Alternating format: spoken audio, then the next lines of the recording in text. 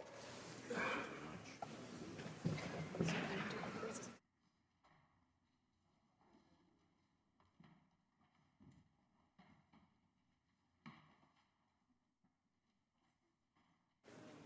Orders of the day.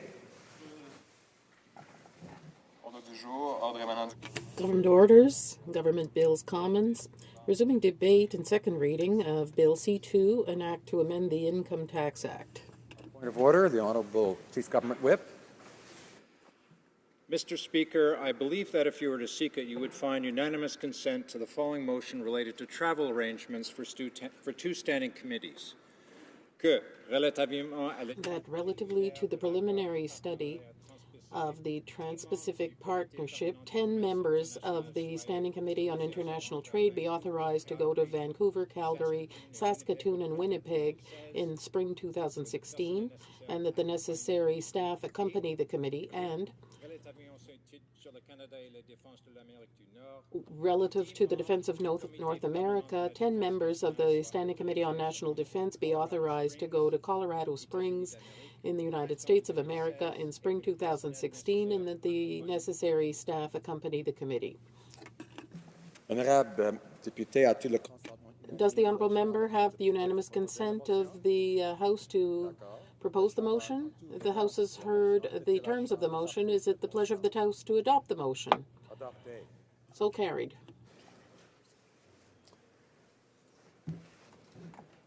Resuming debate, the Honourable Member for Sackville, Preston, Chesetcook. Bonjour, Monsieur le Président. Good morning, Mr. Speaker. I rise for two reasons. One is more personal, and the other is to discuss Bill C2.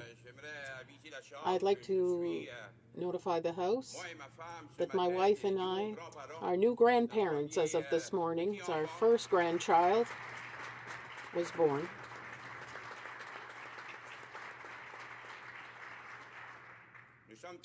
We're very proud, and my daughter Chantal and her husband Mathieu are very proud parents of this beautiful little girl whose name is Maëlle.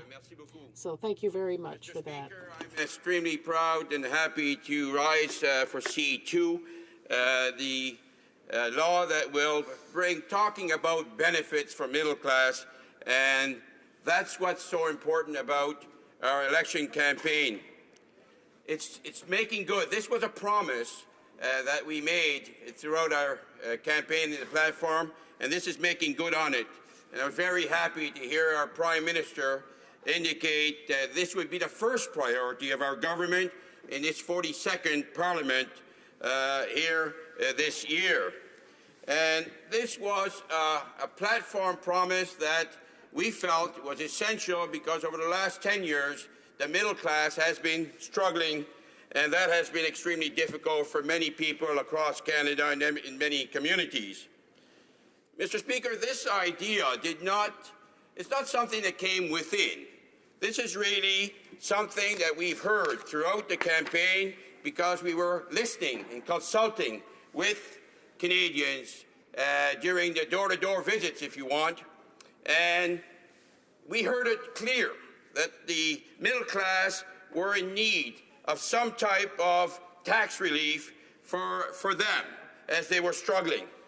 And many people were telling me that they were working extremely hard and yet didn't seem to be getting ahead because the cost of living was rising, the challenges for paying for personal family needs, for daycare, etc.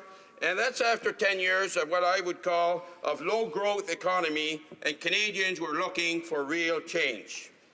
Our finance minister has been hard at work as well, consulting with Canadians for the upcoming budget. He's consulted from coast to coast to coast. He was in Nova Scotia as well and had a great attendance of youth at the university and as well at the Chamber of Commerce to come out. And this allowed many, many Canadians to be engaged in this process of sharing some innovative and creative ideas. And this is another sign, what I call, of a government that's open, transparent, and accessible. And our minister displayed that throughout that process. I'm very pleased with that. La réalité, c'est que The reality is that people have to pay their mortgage, groceries, and other necessities like daycare and so on, and it's very difficult for the middle class.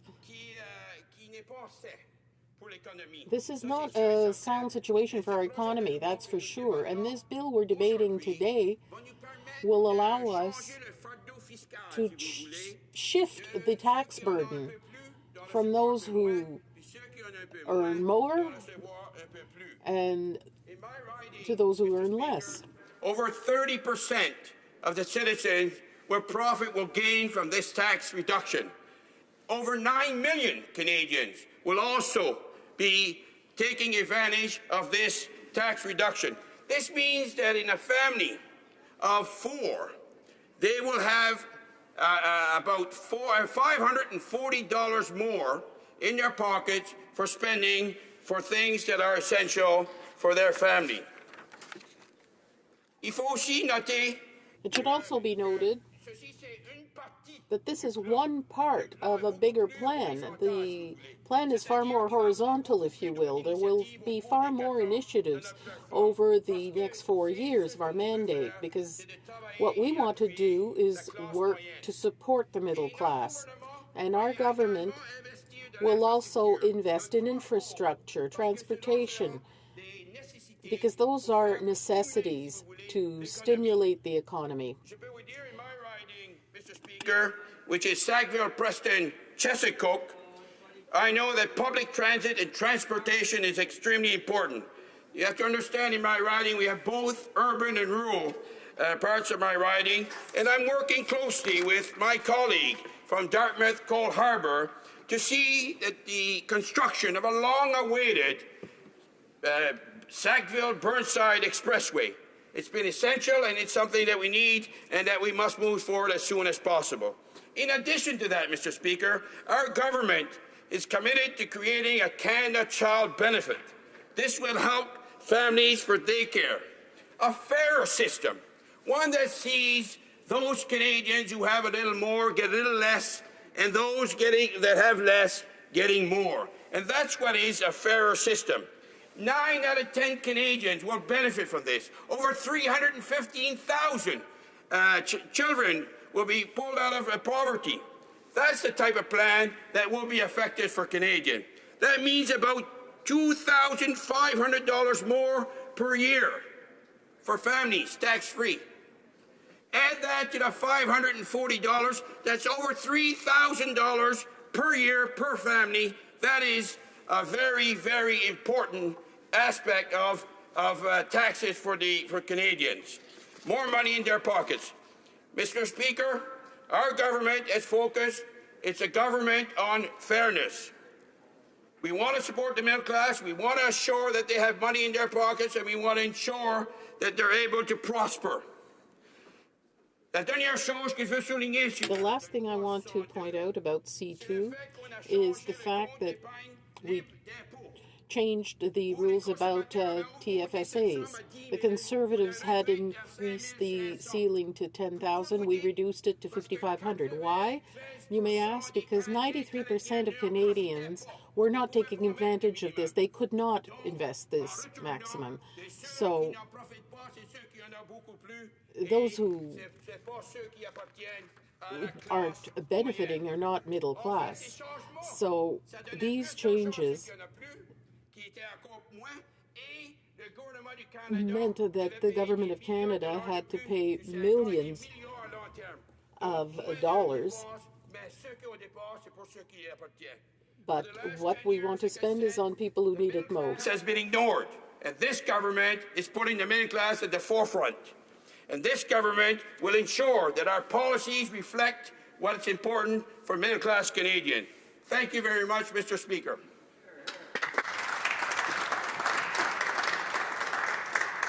Questions and comments? The honourable member for Edmonton Manning. Mr. Speaker, I would like to congratulate the members opposite for his speech. My question is, we've been hearing about middle class all the way. And my understanding and my knowledge that 75% of Canadians are middle class. What we heard just now, that only 30% of Canadians will benefit from this new tax system. What happened to the other 45%? If members opposite can advise us, please. The honourable member for Sackville, Preston, Chesapeake. Well, thank you very much, Mr. President, and my colleague across the floor for the question.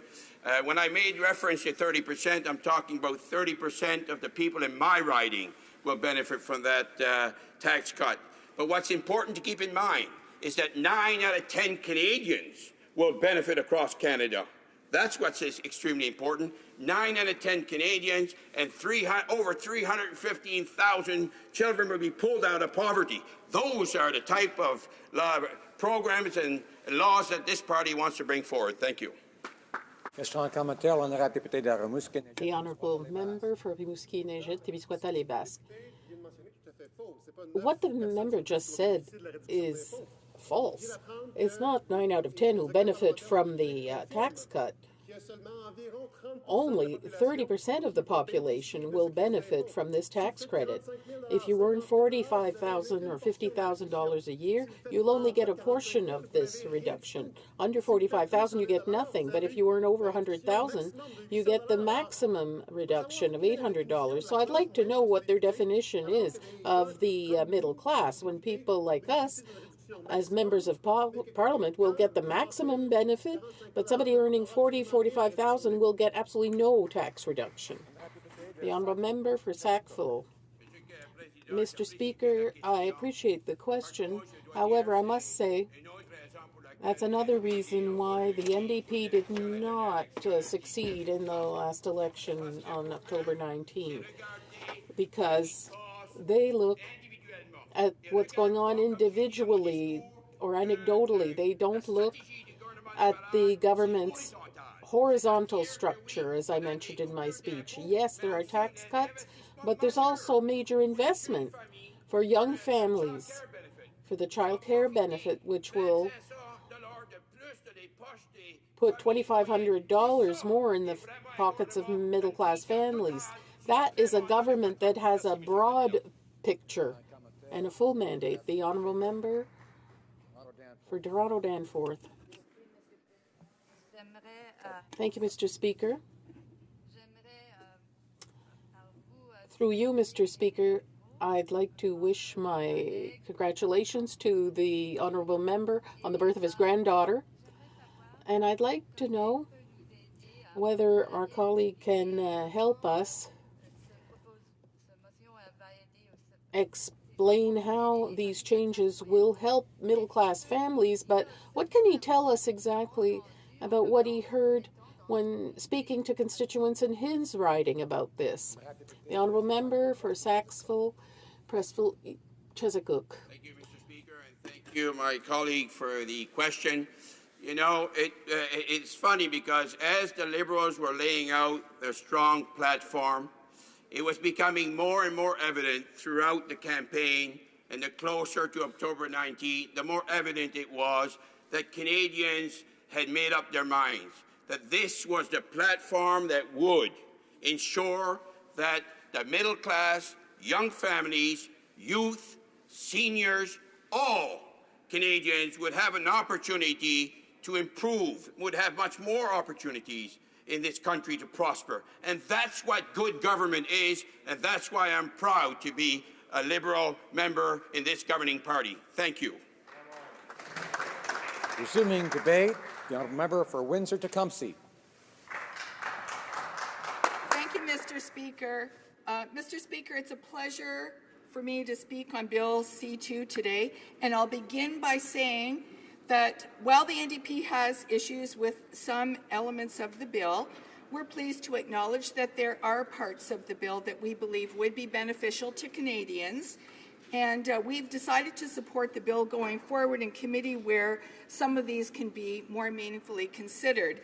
And I would beg to offer that there are some clarifications and some rationalization that I'm going to take advantage of with my time here today. And so let's talk about some of the more positive aspects of Bill C-2. So Bill C-2 includes tangible measures to collect a fair tax from the rich. Specifically, it would increase 4% by 4% the top income tax rate on incomes over $200,000.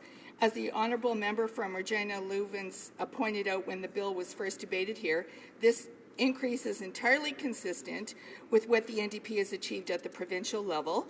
And in Nova Scotia, the NDP government increased by 4% the top rate on incomes over $150,000.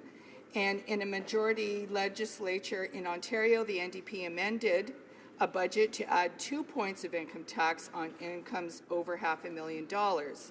The NDP government in Alberta has quite quickly gone from a flat tax to a progressive income tax system.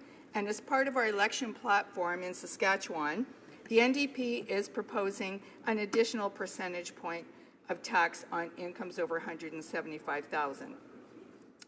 The other positive aspect of this legislation is to restore the TFSA contribution limit to $5,500 per year. And I think it's important to note that the previous Conservative government's proposal to increase that limit to $10,000 would only affect people who have that can still be contributed to the TFSAs. In 2013, fewer than 7% of eligible Canadians made the maximum TFSA contribution. It stands to reason that probably only up to 7% of Canadians would stand to gain anything from a higher limit on TFSA contributions. So therefore, restoring that limit to $5,500 is clearly a progressive move. Let's face it, given the unemployment rate, the skyrocketing cost of food and rent or housing, the rising precariat, there are far too many people who will not see benefit from this bill. Consider a family of 4 living off minimum wage with a total monthly income, including benefits and credits, of $2,882. And I get this information from the local Windsor anti-poverty organization, Pathway to Potential, by the way.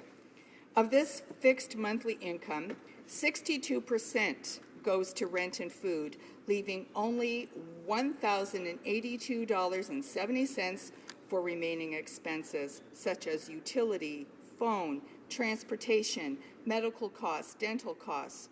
People face precarious situations when their rent exceeds 30% of their monthly income. When income is low and rent is high, there's not enough money left for food. This helps explain why so many are forced to use food banks. In 2015, 80,865 individuals were served by Windsor-Essex County food banks, and 41,942 of this number were children. I think it's safe to say that when you have a situation this urgent, this dire, that we should be drafting legislation to help these people, and yet these are precisely the ones who are left out of the bill. When a family must choose between paying rent or feeding their children, they aren't going to have to spare $10,000 to hide away in a tax-free savings account. If you're a student, and in the Windsor area we have St. Clair College and the University of Windsor, the reality is that most people who go to school are just getting by or taking out loans to get by, let alone putting money in a tax-free savings account. Perhaps some of their family members are doing so with their help, but the ordinary Canadians I represent do not have that luxury. And as I alluded to earlier, in the job service sector, many people are moving to part-time or precarious work and basically just getting by.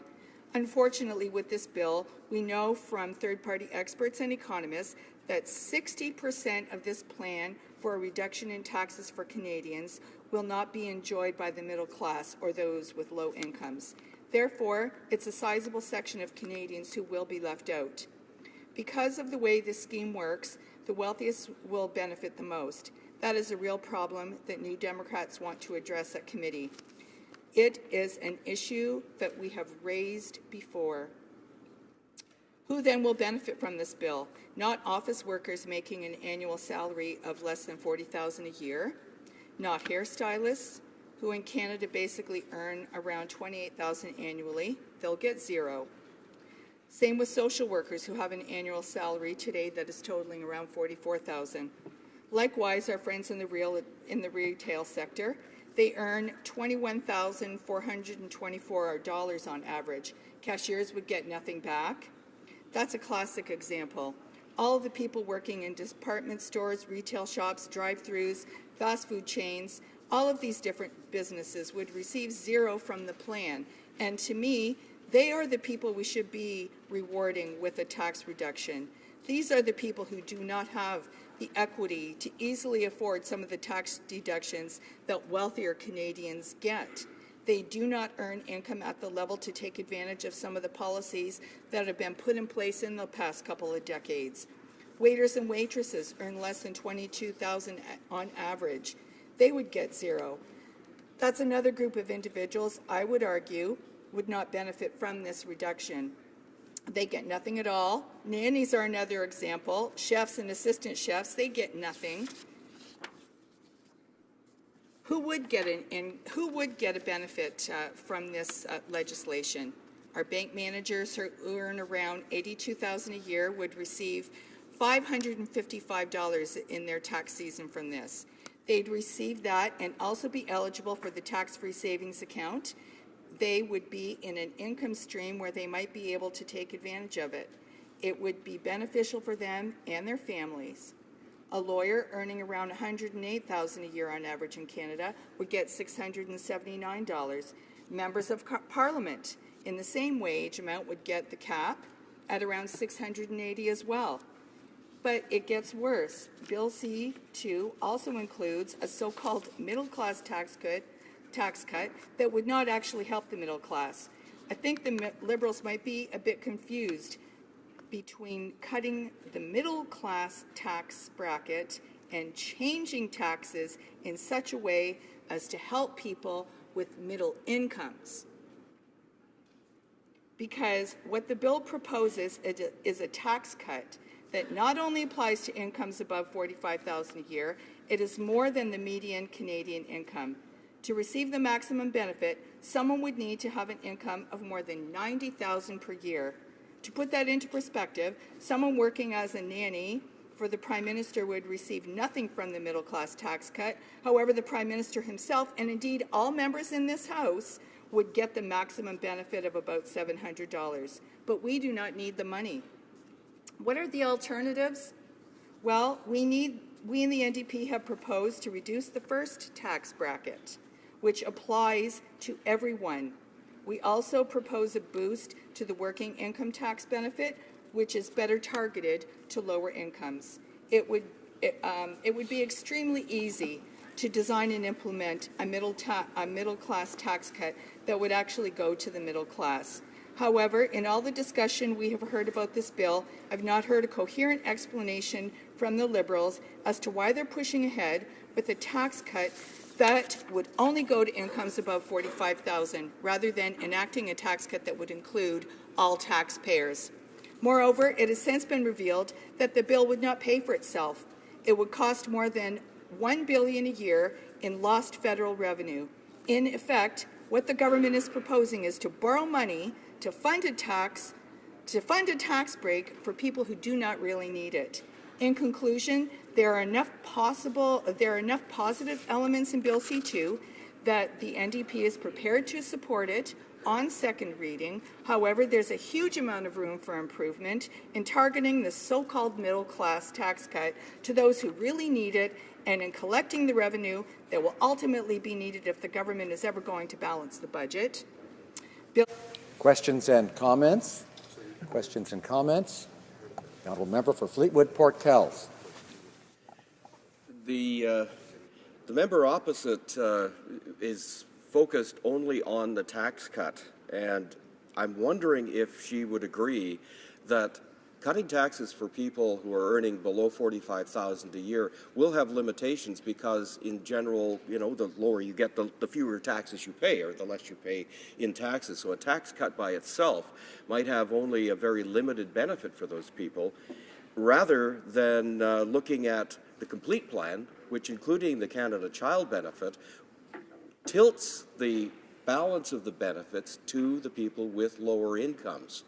And it seems that if a tax cut really won't deliver a great deal of benefit to people earning in the lower income bracket, we must look at another mechanism in order to help those people as well as the people in the middle income. So I'm wondering if the member can look at or flesh out some of her ideas on the alternatives of helping the people who do earn lower incomes and would not benefit from any kind of a tax cut. Member for Windsor-Tecumseh. Thank you for the question to the honourable member, Mr. Speaker. And I just want to reiterate that it was the election campaign of the Liberals that were vehement in relieving the middle class. So what we're saying is identify who your middle class really is.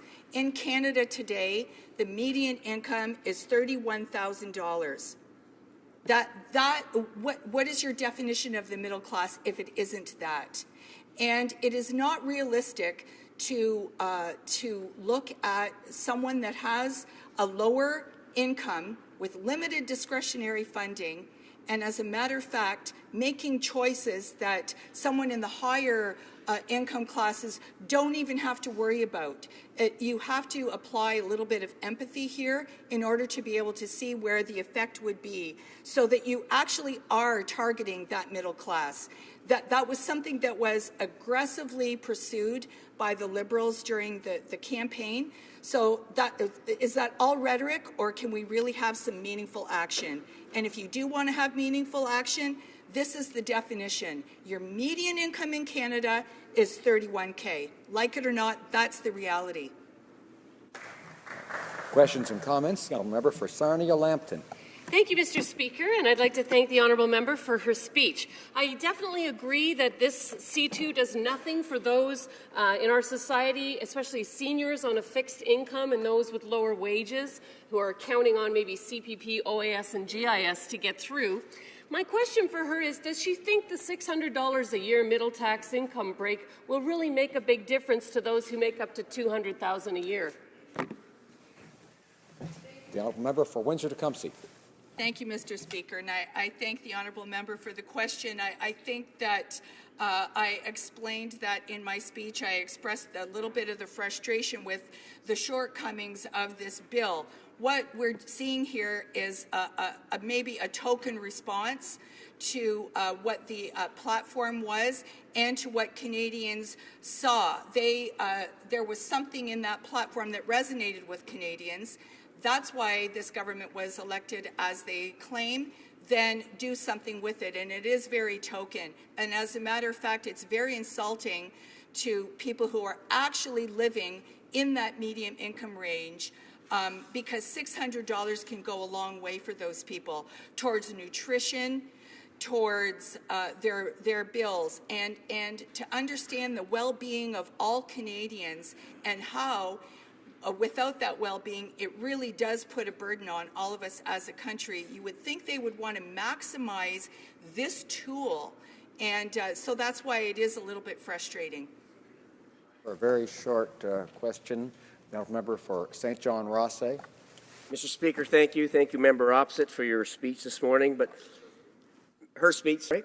Mr. Speaker, I will say, though, as per usual, the NDP is long on thought and short on detail. And Mr. Speaker, they started first in the election and fell quickly to third because Canadians didn't buy what they were saying, Mr. Speaker. They didn't buy their platform. They didn't buy their policies. And like Kevin Page, the parliamentary budget officer himself said, the NDP policy was like Swiss cheese. It had so many holes. So my question to the member opposite is this. Why did you support the UCCB that gave the same amount of money to millionaires and people that need it? Why did you support that policy? Thank you very much, Mr. Speaker. I remind the honourable member to always direct his comments to the chair. Again, we don't use the word you in here unless you're talking about the speaker, and I get a little nervous when that happens, of course. The honourable member for Windsor-Tecumseh, a short answer. Okay. Thank you, Mr. Speaker, for the question. And I guess what I'll just say is that the NDP has proposed a number of realistic measures to provide assistance for a national child care benefit, guaranteed income supplement, and a national affordable daycare plan. And for us to suggest that we haven't done our due diligence and our homework, we came out with a fully costed plan, and we can argue where some of the resignations were during the campaign, but it certainly wasn't with the stats and facts, because we have those here, and you're missing an opportunity if you don't accept those facts and move forward with the well-being of middle-class Canadians, as was put forward in your platform aggressively. Reprise du débat, l'honorable député. Resuming debate, the honourable member for Joliette. Mr. Speaker, the measure that I prefer in C2 is the tax hike on the 1% of richest people in this country.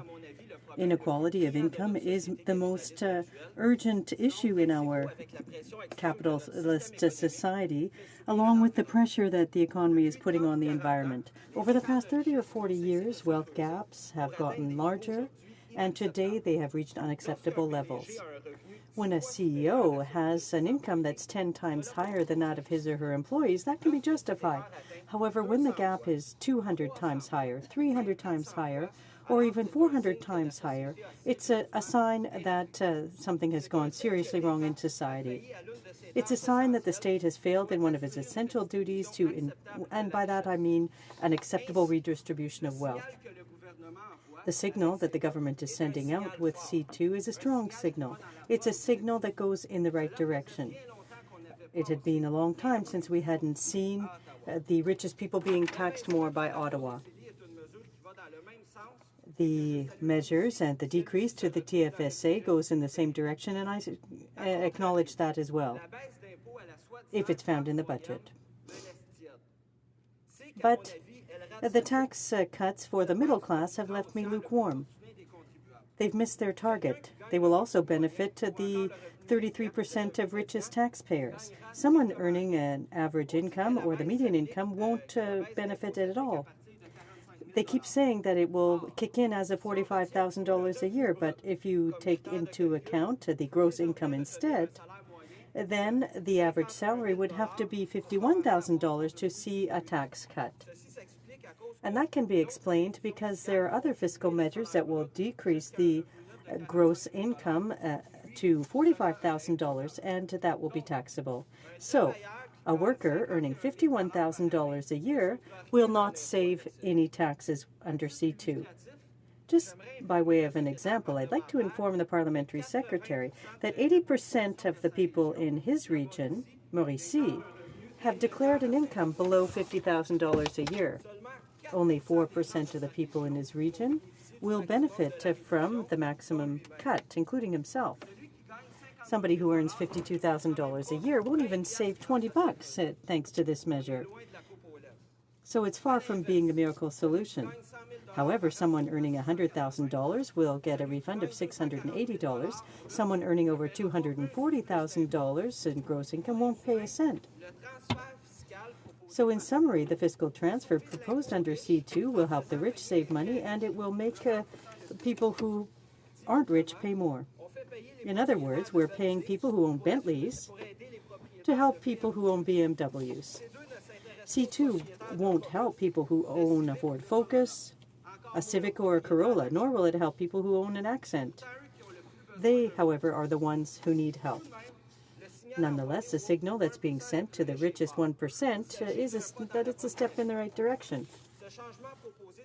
These changes are symbolic and won't, in fact, do anything to change this situation that we're currently facing. We must do more. The government must give priority to attacking tax avoidance and tax evasion in fiscal tax havens. The middle class and those who are struggling have to face austerity, while white-collar criminals are being let off easy. What's the point of raising taxes by 1% if they're avoiding paying taxes? The KPMG scandal is just the most recent example of this. And this issue of tax havens, it's the elephant in the room. And Canada has a terrible record in this area among OECD countries. It's time for this to change. The government can act today to deal with what's happening in Barbados. And we've tabled a motion to this effect. Barbados is Canada's tax haven. That's where Canadian banks, Canadian financial institutions, and the richest Canadians are hiding their income. We can deal with this now. We don't have to wait for other countries, and I hope that this will be done. It's a question of fairness. It's a question of justice. The government of the Quebec nation is currently studying the issue of tax havens, and they'll see very quickly that they don't have a lot of room to maneuver and that they depend on decisions that are taken by this Parliament. As it is not a country, Quebec is bound by treaties and fiscal laws negotiated and ratified by Ottawa.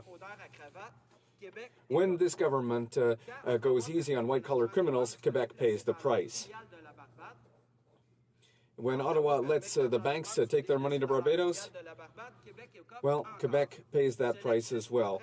This lax attitude leads to big losses for Canada and for Quebec. When white-collar criminals can shirk their responsibilities, it's the rest of the population that sees a loss to public services, taxes go up, and debt explodes. Things need to change. We need to go much further than Bill C-2. Thank you, Mr. Speaker. Questions and comments? Thank you, Mr. Speaker.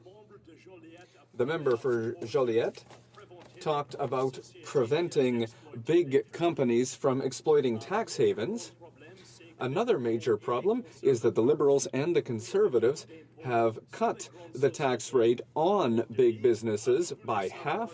I'd like to know if the member from Joliette will also give his support to increasing the tax rate on big businesses which have very big profits. Thank you. The honourable member for Joliette. I'd like to thank my colleague for his question. Yesterday, the Bloc Québécois tabled its expectations for the budget, and we presented those to the finance minister. In our consultations, we had a good hundred of consultations across Quebec, and one of the recommendations that came out of those consultations is to increase taxes on Canadian banks. Remember, in 2007, the tax rate for Canadian banks was 28%. It's now 15%. We are proposing to progressively raise that tax to 20%. Canadian banks don't compete with foreign banks. We are in a protected market by the Bank of Canada with a system of regulations. Bank leaders and banks are seeing huge profits, while the middle class and those who are struggling are facing austerity measures.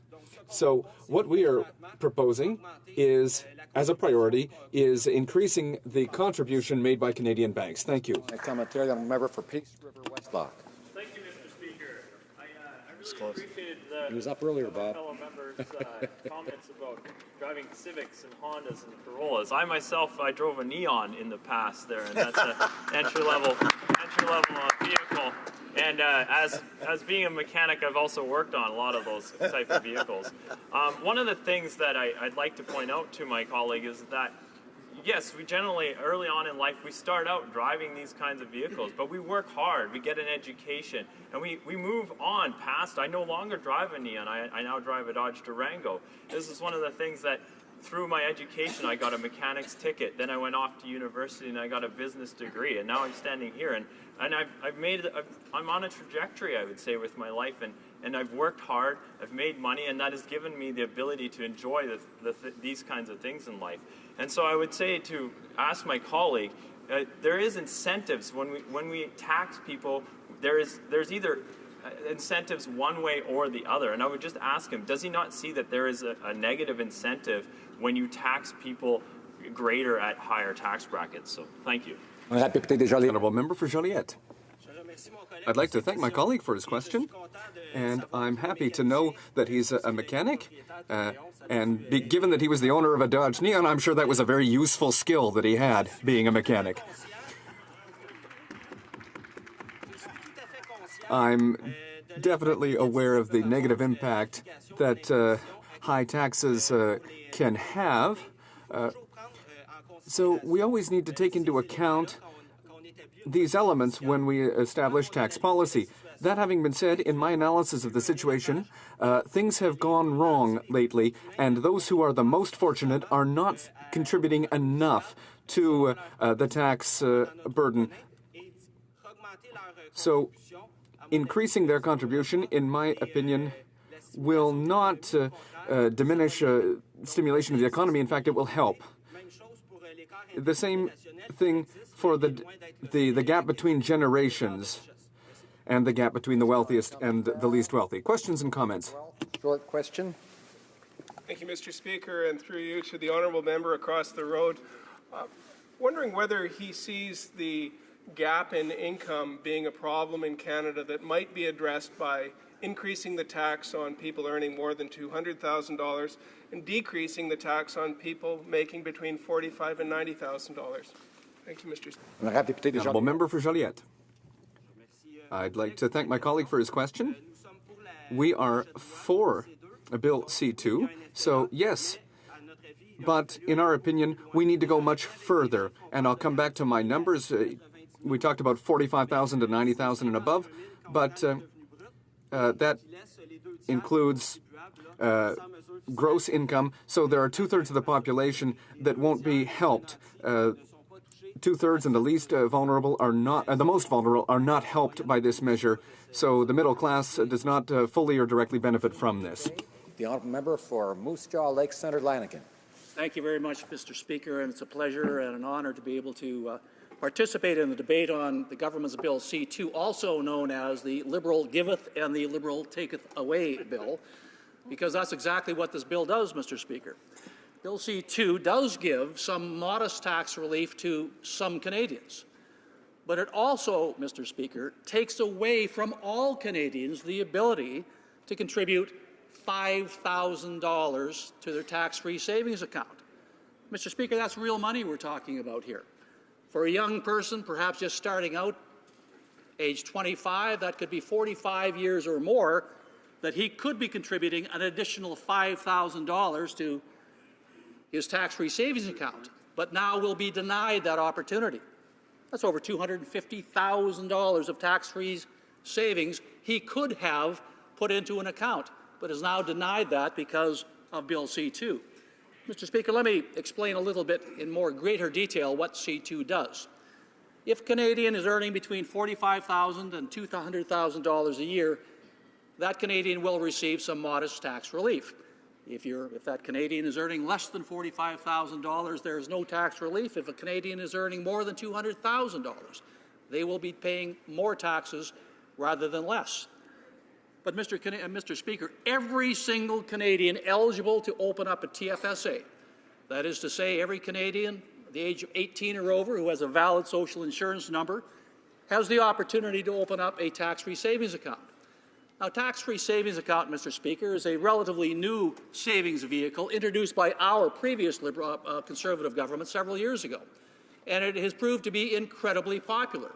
To date, over 11 million Canadians have TFSAs, and that number is growing steadily and quickly, day after day after day. When we first introduced the TFSA, Mr. Speaker, we set a contribution limit of $5,000. Again, that is to say, all Canadians who open a TFSA could contribute $5,000 as a maximum each and every year. The money then in that account, as it grew over the years, could be withdrawn at any time tax-free. It was so popular, in fact, Mr. Speaker, most Canadians felt it was a far better savings vehicle than the RSPs themselves. Because, as everyone knows, with RSPs, you get a tax break putting money in, but have to pay taxes when you take the money out. TFSAs were just the opposite. You could put after-tax money into your account, and in that account, whether you had stocks, bonds, mutual funds, any other investment, that money could grow tax-free during the lifespan it was inside the TFSA, and when a Canadian took that money out, it could be taken out tax-free. What a wonderful vehicle for Canadians who wanted to save for their future, Mr. Speaker. Because when someone is approaching retirement age, they're quite rightfully concerned about their retirement years, their so-called golden years. Will they have enough money to sustain themselves comfortably in their retirement? Well, the TFSA went a long way to ensuring that all Canadians could do exactly that. But, Mr. Speaker, what C2 does is now deny Canadians the ability to put an additional $5,000 into their account.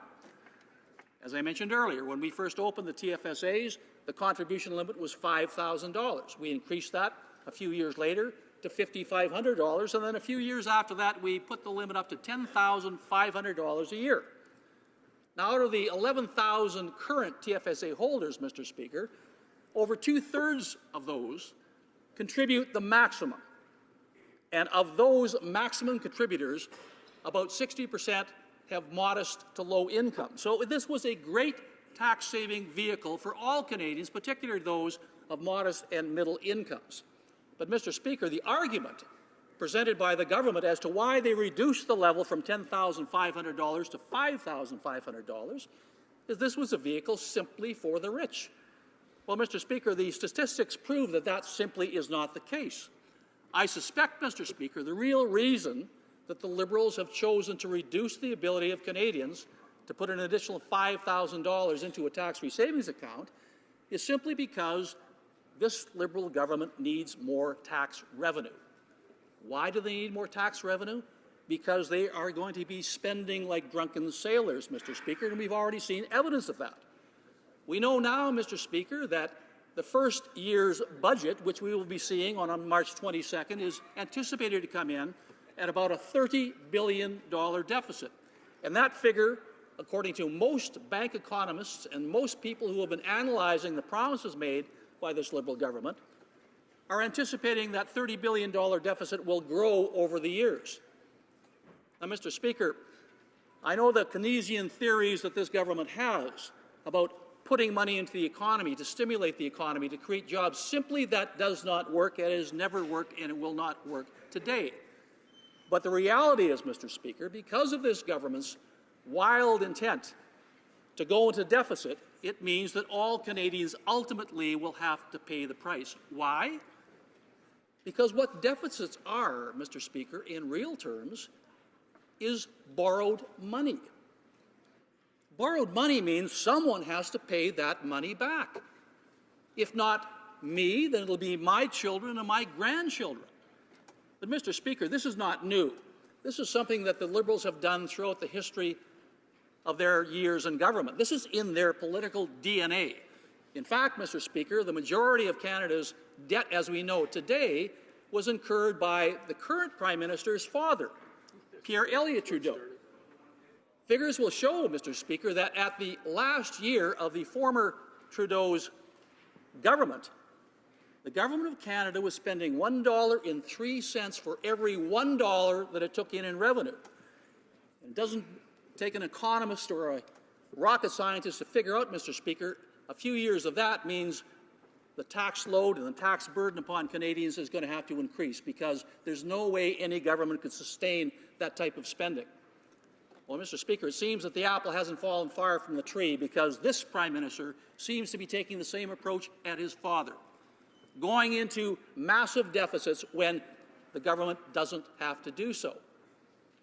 The Keynesian theory is, Mr. Speaker, if you are in a recession, perhaps short-term stimulus spending, short-term deficits could create jobs and help the economy recover.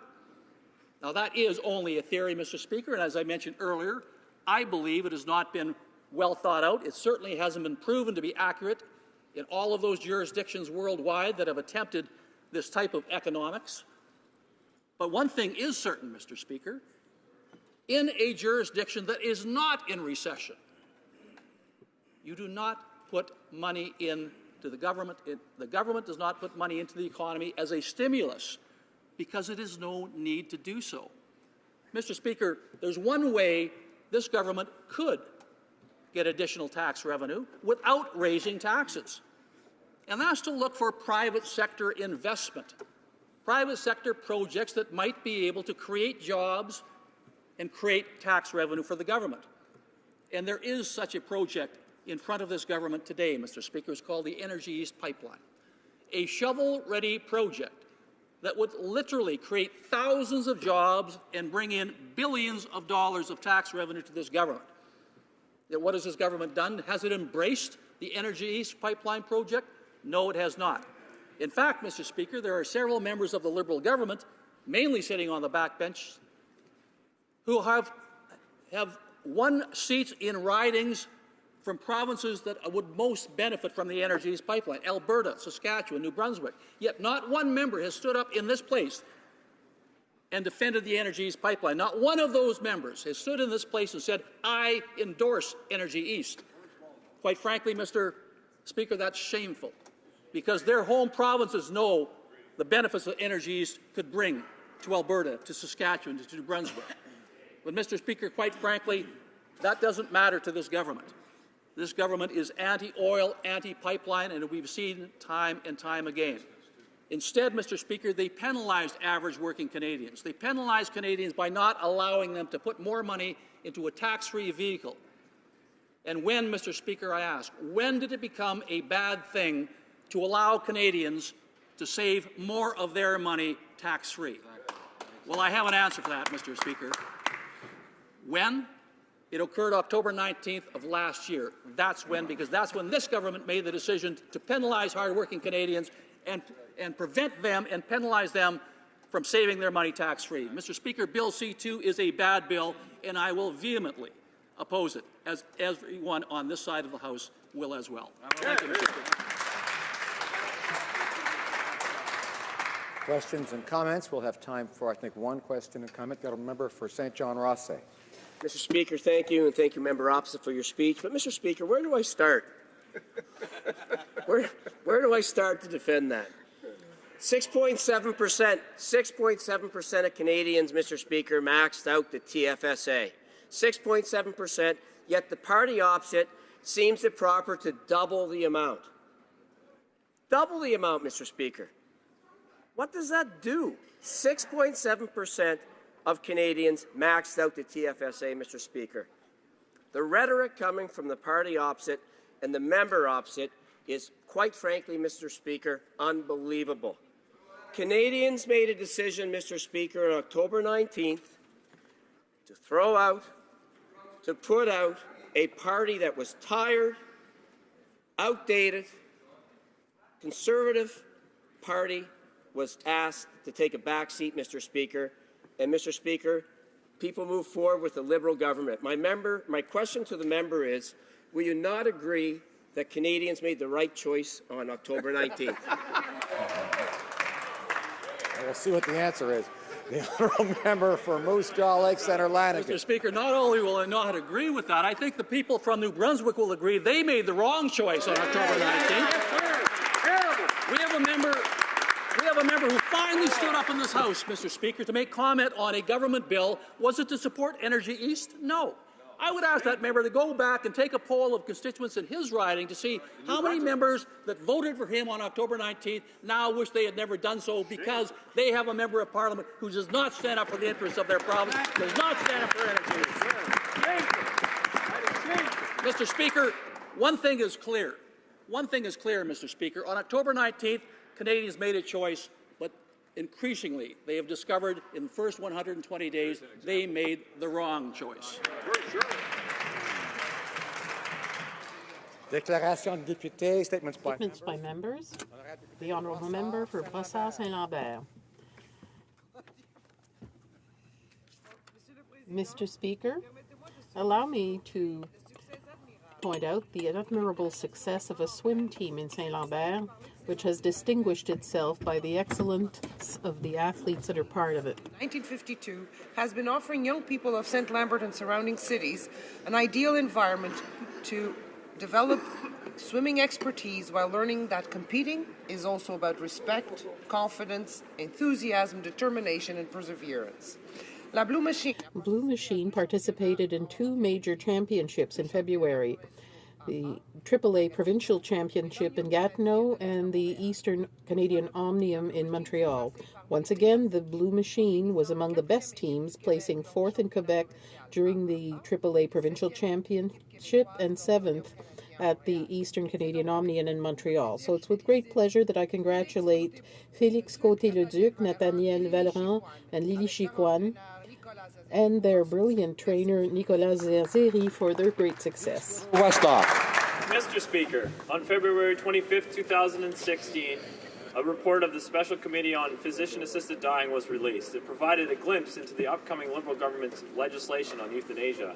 The report contained alarming recommendations and went far beyond the Supreme Court of Canada's ruling, including that euthanasia be available to children and individuals with mental illness, and that all publicly funded healthcare institutions must provide the service, and that doctors who conscientiously object are forced to provide a referral. I'm very concerned that these recommendations will significantly undermine the fundamental right to life in Canada and irreversibly harm the most vulnerable in our communities. My riding contains 17 First Nations and Métis communities, and I share the concern expressed by the Indigenous community, Indigenous witness to the Special Committee, that the government has not consulted any national Indigenous organizations on euthanasia. The Government of Canada should be focusing on helping people through improved palliative care instead of helping vulnerable people end their lives. Thank you. The honourable member for Central Nova. Mr. Speaker, I rise to inform the Chamber of an investment so fruitful that I'm sure all members of this House will lend their support. This investment is a community organization that we all know as Big Brothers, Big Sisters. That's right, for every $1 that's invested in this organization through the mentorship program, $18 are pumped back into the economy through increased spending and increased labour market participation. This is one of the many reasons that I'm delighted to serve as the honorary chair for this year's Bowl for Kids charity fundraiser in Pictou County. On April 9th, I will enter my own bowling team into the event to raise funds, have fun, and promote the tireless work that this chapter completes. I wish to thank all of the volunteers in Pictou County who are organizing this wonderful event and all of those who are considering making contributions to the campaign. Lastly, I encourage all members to host a little brother or sister on May 31st when they will be here on the Hill. This organization helps build our nation, and events like this give us a chance to return the favor. Thank you. The honourable member for Windsor-Tecumseh. Thank you, Mr. Speaker. I rise today with great pride in my riding of Windsor-Tecumseh to celebrate its extraordinary compassion and ingenuity.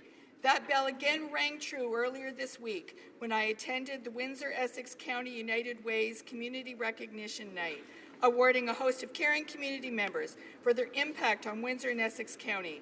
I'm awestruck by the creativity and the scope. I salute the volunteers and the partners of the Ford City Rejuvenation Project for the vibrant transformation of this historic neighborhood. I salute Bill and Rochelle Tepperman for their lifetime of leadership in social justice and service to others. Family Services Windsor-Essex, Windsor Police, our QP and Unifor locals, Windsor Civic Association, Windsor Firefighters, Transit Windsor Local 616, Laval International, Costco Windsor. There's a host of individuals behind these organizations who collectively make a difference. The honourable member for Pickering-Uxbridge. Mr. Speaker, as many of my honourable colleagues know, the Heart and Stroke Foundation was on the Hill Tuesday to talk to MPs about how we can better protect ourselves and loved ones from heart disease and stroke. These conditions can be devastating not only to individuals but their families. Heart disease and stroke is the #1 killer of women globally. In Canada, stroke kills 26% more women than men. Mr. Speaker, there continues to be a troubling lack of awareness among Canadian women of the symptoms and risk factors that can differ from men. Furthermore, 9 in 10 Canadian women have at least one significant risk factor for heart disease and stroke. Mr. Speaker, we all must commit to discussing the importance of healthy living so we can make a real difference for all Canadians. Thank you. The honourable member for Montmagny-Lillet, Kamouraska, Rivière-du-Loup. Mr. Speaker, I'd like to take this opportunity to underscore the important void left behind by a great philanthropist in my riding. Following his death on February 29th, Dr. Réginald Grandmaison contributed to preserving the proud collective memory of the Côte-du-Sud and Kamouraska. He was a dentist by profession in La Pocatière and was involved in many organizations such as Richelieu or International. He even took part in active politics. In the last 15 years of his life, he devoted himself to writing. He published over 12 books about the history of the South Shore of Quebec, his Acadian roots, and many other subjects. He was also interested in the work of the teaching priests at the Collège Sainte-Anne in La Pocatière, and sponsored through Fondation Bouchard that he was president of for 17 years. So I'd like to offer his family sincere condolences. The Honourable Member for Mississauga Centre. Mr. Speaker, I want to share with you an initiative my office organized. In celebration of International Women's Day, I asked my constituents to nominate one woman who inspires them. We received an impressive list of accomplished women, but my team and I had to select one. Miss Sadaf Wine was born in Pakistan and came to Canada at a young age. She first studied engineering and then did her MBA. In February 2015, an entrepreneur, Sadaf opened a Muslim lifestyle store in Mississauga. When many told her she couldn't succeed or that she shouldn't dream so big, her store, the Salam Shop, continues to attract customers from around the GTA. Miss Wine is a trailblazer business person who dedicates much of her time mentoring female entrepreneurs and encouraging them to chase their passion. I'm proud of Sadaf, who on a daily basis shatters stereotypes and lets her achievements speak for her. It's a wonderful reminder, for the sake of everyone, we need to continue working to have a more fair society for girls and women. The Honourable Member for Saint-Maurice Champlain.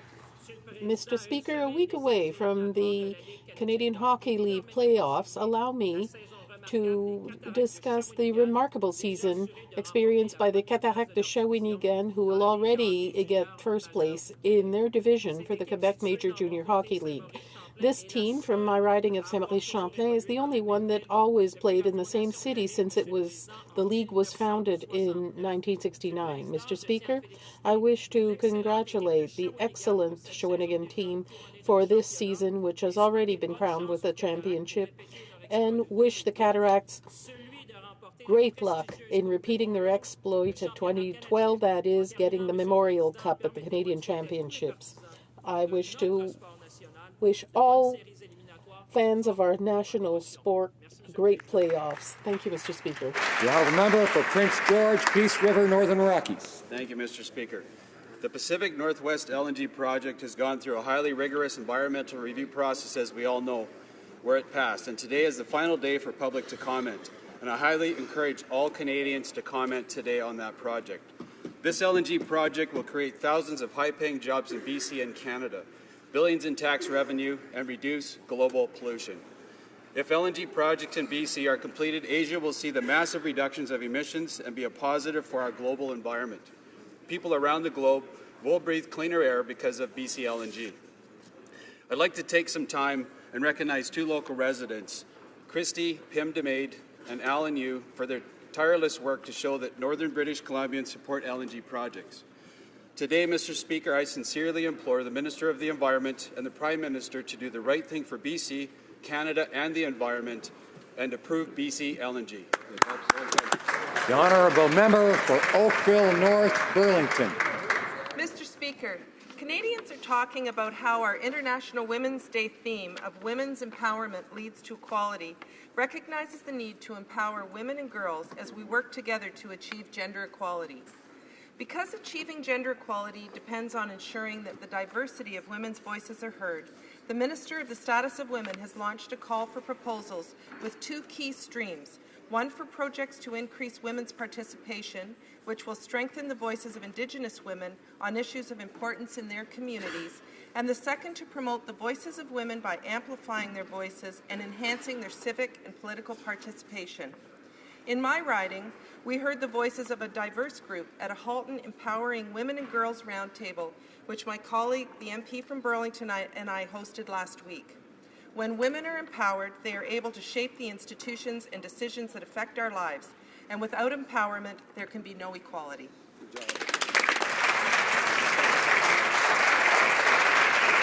The Honourable Member for Guelph. Mr. Speaker, I rise today to acknowledge the joint initiative between BioEnterprise Corporation and Innovation Guelph. FedDev Ontario is providing BioEnterprise Corporation and Innovation Guelph with an investment of up to $4.84 million to provide entrepreneurs and early-stage businesses with seed funding, access to specialized industry expertise, and business coaching. Funding will be geared towards supporting entrepreneurs in the agriculture and agri-tech technologies, sustainable and environmental technologies, advanced manufacturing, and social innovation industries. Our investment in bioenterprise and Innovation Guelph shows the Government of Canada's support for entrepreneurs and our commitment to diversifying the Southern Ontario economy by supporting these innovative businesses. Thank you, Mr. Speaker. The honourable member for Barrie Innisfil. Mr. Speaker, I rise in the House today on a somber note. Bob McIntyre passed away yesterday at the age of 73. Well known for his charitable work and for serving as the first honorary colonel of 16 Wing at Base Borden, Bob was best known as Barrie's TV weatherman for the past 4 decades on CKVR, the New VR, A-Channel Barrie, and CTV Barrie. Bob's consistent, reliable voice reached into homes on a nightly basis, delivering the weather from Bob's garden outside the station. Mr. Speaker, Bob was one of the most genuine people you will ever meet. He cared deeply for his community and for his colleagues. When CTV Barrie was laying off employees 5 months ago, Bob decided to retire in order to save the job of another employee who would have otherwise been let go. My thoughts are with his wife Darlene and his loving family, and in the spirit of Bob's signature trademark, this one's for you, Bob.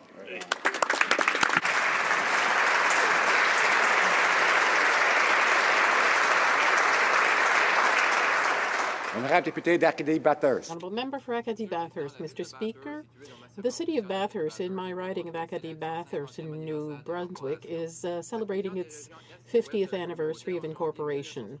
The fusion of the eastern and western parts of the community in January 1966 made Bathurst the 7th largest city in New Brunswick. The first mayor was Duncan Young, and the current mayor is Stephen Brunet.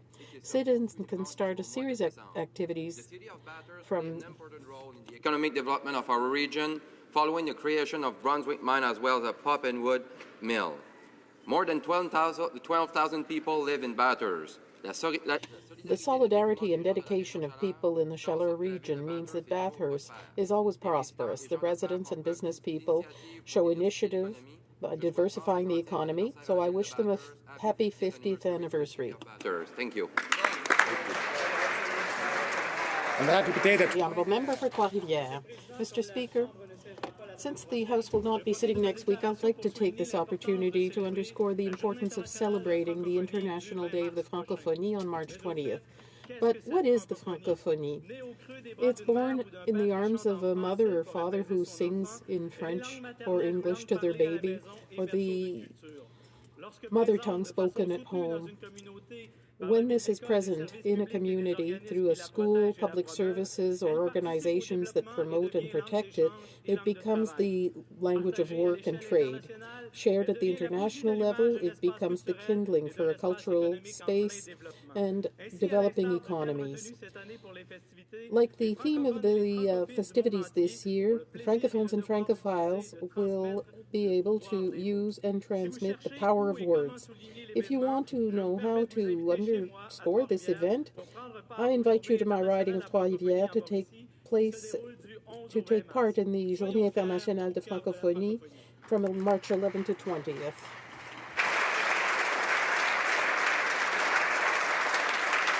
The honourable member for Edmonton Manning. Mr. Speaker, the Prime Minister once stated that the budget will balance itself. Well, he was wrong about that. After inheriting a budget surplus of $1 billion from the Conservative government, and after promising a $10 billion deficit, his self-balancing budget policy is projected to generate a whopping $150 billion deficit over the next 5 years.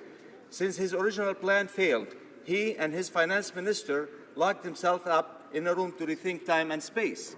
They emerged with a new liberal budget. However, anonymous liberal sources have leaked an important aspect of the budget. They say that the Prime Minister now wants Canadians to believe that we need not worry about the deficit. Why, Mr. Speaker? Because he believes the deficit will be big enough to look after itself. The honourable member for Cardigan. Thank you, Mr. Speaker, and I want to sincerely thank all members of this House for allowing me the great honour of making this statement today. Recently, Prince Edward Island lost a true gentleman and a hero to anyone who ever battled addictions. Reverend Joseph Braidley Smith faced his own fierce battle with alcohol in his early days before he found his true calling. I too faced a fierce battle with alcohol, and Father Braidley was there to help me in my time of need. He ended up helping countless individuals and families throughout his life. Father Brady turned his struggle into a life work and received the Order of Prince Edward Island for his compassion and dedication. Father Brady was certainly one of the greatest people I've ever known, and he will be dearly missed, and it was an honor to call him a friend. Thank you, Mr. Speaker.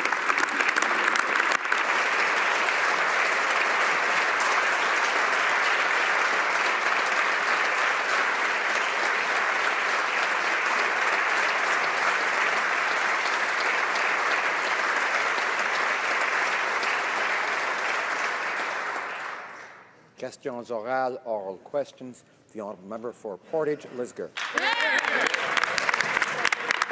Mr. Speaker, while the Prime Minister and his choice cabinet ministers are busy partying up in D.C. with family, lobbyists, and big Liberal donors, we're seeing a job crisis in Western Canada. The Prime Minister seems too busy trying to get a pat on the head from President Obama and his anti-oil activists to bother standing up for Canadian jobs. Why is the Prime Minister using this state visit as an opportunity to shine in the limelight and give special access to his lobbyist friends and their clients instead of standing up for Canadian interests? The Honourable President of the Treasury Board. Mr. Speaker, former Conservative Prime Minister Brian Mulroney said that the most important foreign policy priority for a Canadian Prime Minister is to have a personal relationship with the President of the United States. Mr. Speaker, this is a great week for Canada-U.S. relations. The previous Conservative Prime Minister didn't understand the importance of building those types of relationships, and he failed to defend Canada's interests in Washington. That was bad for jobs. That was bad for growth. Canadians are proud now to have a Prime Minister who understands the importance of that relationship and who is defending Canada's interests proudly in Washington.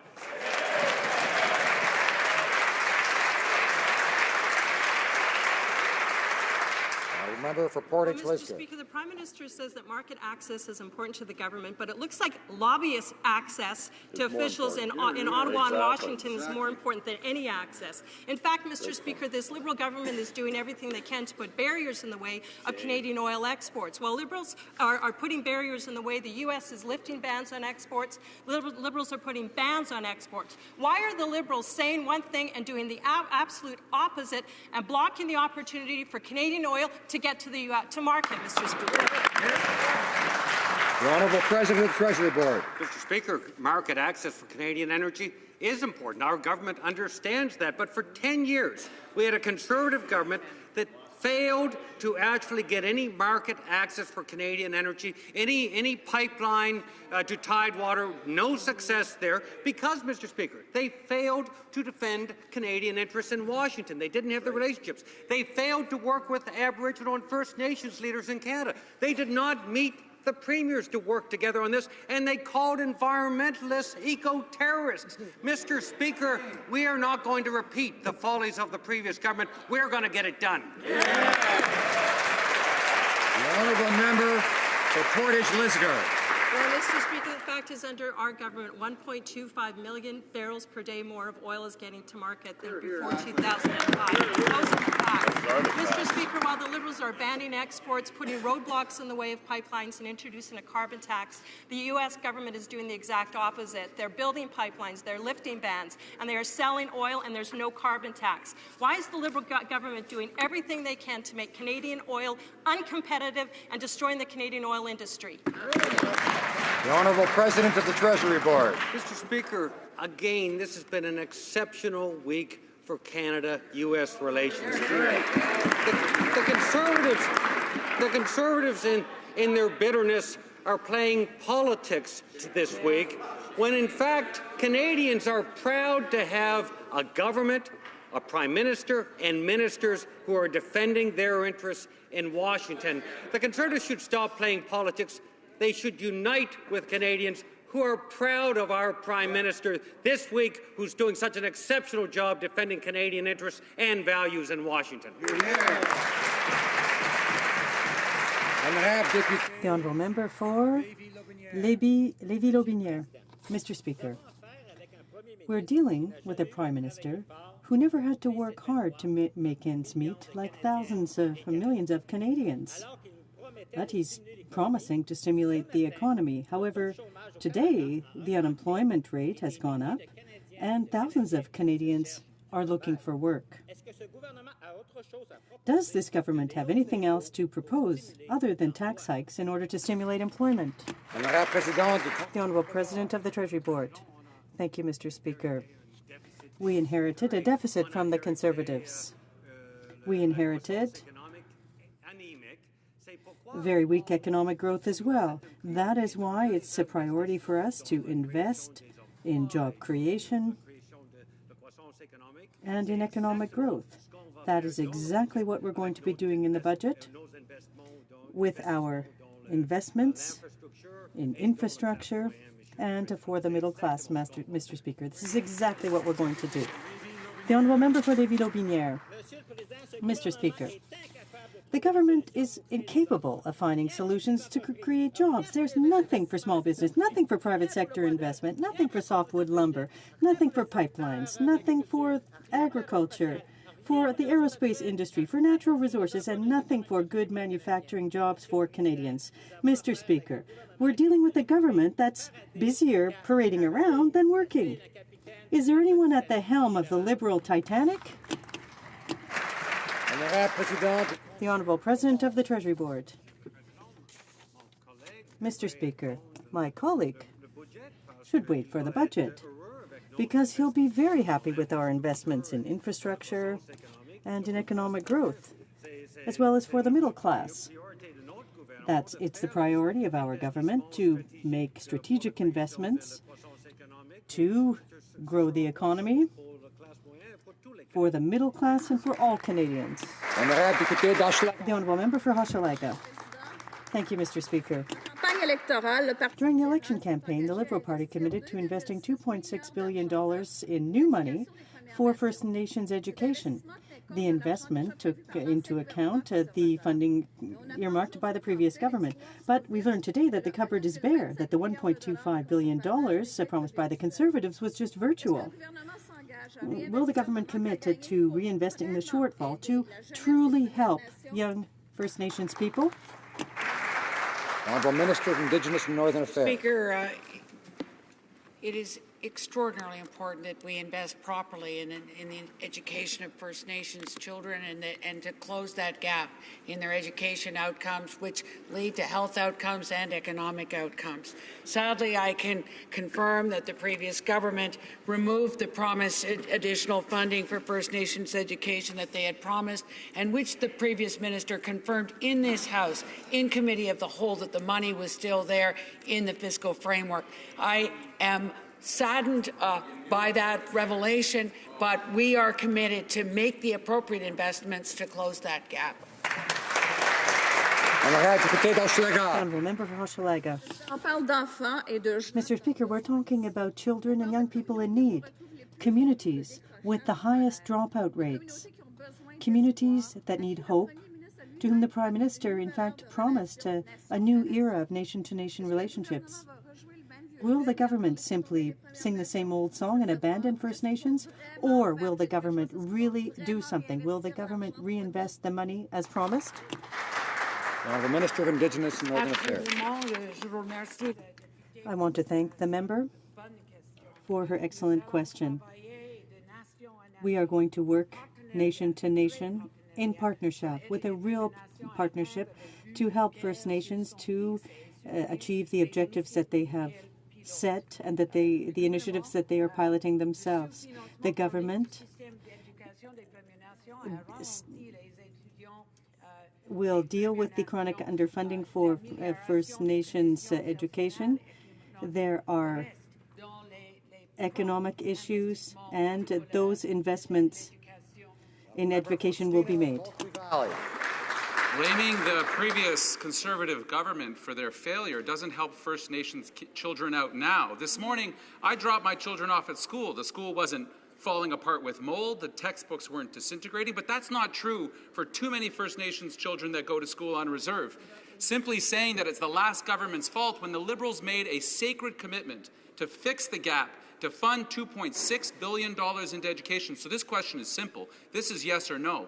Will the Liberal government, not the one that campaigned, will the Liberal government follow through on this sacred commitment and promise and deliver the $2.6 billion to fix the gap? The Honourable Minister of Indigenous and Northern Affairs.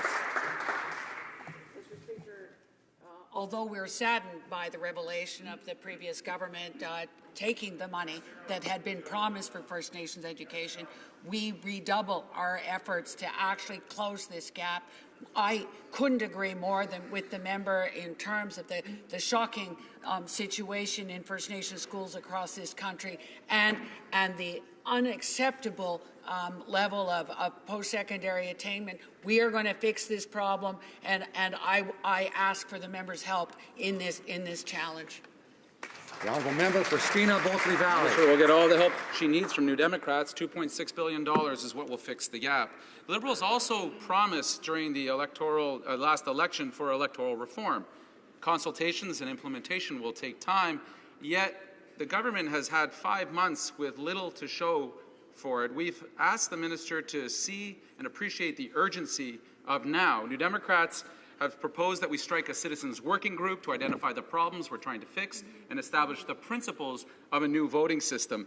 Our antiquated first-past-the-post system was made by politicians for politicians. We must do better. Will the Democratic Reform Minister consider our proposal and engage Canadian society? The Honourable Minister of Democratic Institutions. Mr. Speaker, it is refreshing to see the New Democrats express interest in wanting to hear from Canadians on this important issue. Our government has already committed to striking a special committee as part of our platform commitment, and I would add that the honourable member and all members of this House, as well as all Canadians, are welcome to share their ideas with the committee as we engage in this very important national dialogue. The Honourable Member for Haldeman Norfolk. Mr. Speaker, everyone knows but the Liberals that you can't spend your way out of debt. The latest estimates are that the Liberal budgets will inflict $150 billion of new debt on Canadians without creating economic growth. Mr. Speaker, when will the Liberal government wake up and start managing the public purse responsibly so that our children and grandchildren will not be buried under a mountain of Liberal debt? Yeah. Honorable Secretary Parlementaire des Finances. The Honourable Parliamentary Secretary. Mr. Speaker, after 10 years of anemic economic growth, we have made a different choice. We chose to focus on economic growth, and that is exactly what we'll be doing, Mr. Speaker.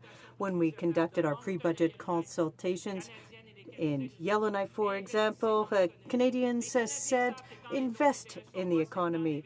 They know that when interest rates are low, it's time to invest in innovation. We're going to be investing in productivity, in infrastructure. We're going to be investing in Canadians, Mr. Speaker. Thank you. Honourable Member for Haldeman Norfolk. Well, Mr. Speaker, Sir John Templeton perhaps said it best in response to that when he said the four most expensive words are, "This time it's different." Canadians cannot afford this Liberal government's out-of-control borrowing and spending plan. When will the Minister of Finance start showing some fiscal sense and stop the reckless spending? Mr. Speaker, will he ever deliver a balanced budget for all Canadians? Honorable Secretary Parlementaire. Mr. Speaker, our objective is a budget balance, but we're focusing on economic growth as well. I would invite the honourable colleague opposite to read Economist, to read what the International Monetary Fund has said. Everyone says that it's the time to invest in the economy, to grow the economy. That is why we're going to continue, Mr. Speaker, with a historic infrastructure plan. That's why our upcoming budget will see us investing in Canadians, in the middle class. That's how we're going to grow the economy, Mr. Speaker. That is what Canadians chose. And that is what we're going to deliver on, Mr. Speaker. For Caribou, Prince George. Mr. Speaker, the Prime Minister and President announced yesterday that the softwood lumber irritant would get resolved in some fashion. Some fashion is not very reassuring, Mr. Speaker. This irritant supports approximately 145,000 well-paying quality jobs in BC alone. How am I supposed to tell my constituents they may not be able to put food on the table because this government considers the issue more of an irritant and does not consider a new softwood agreement a priority? The Honourable Parliamentary Secretary for International Trade. Mr. Speaker, the softwood lumber question has been an absolute priority for this government since day one. The Prime Minister has met with the President on a number of occasions, beginning in Manila and obviously this week. We have on the table a commitment, a public commitment from the President to table a joint report within 100 days, Mr. Speaker, that will set out the framework for an accord. That's an important announcement. Mr. Speaker, the Premier of British Columbia, Madam Christy Clark, qualified the news as fantastic. The Honourable Member for Caribou, Prince George. Well, the Honourable Christy Clark considered the news fantastic, but she also said we need an agreement now, not in 100 days. There are 145,000 well-paying, high-quality forestry jobs in BC alone. Mr. Speaker, these jobs are all on the line.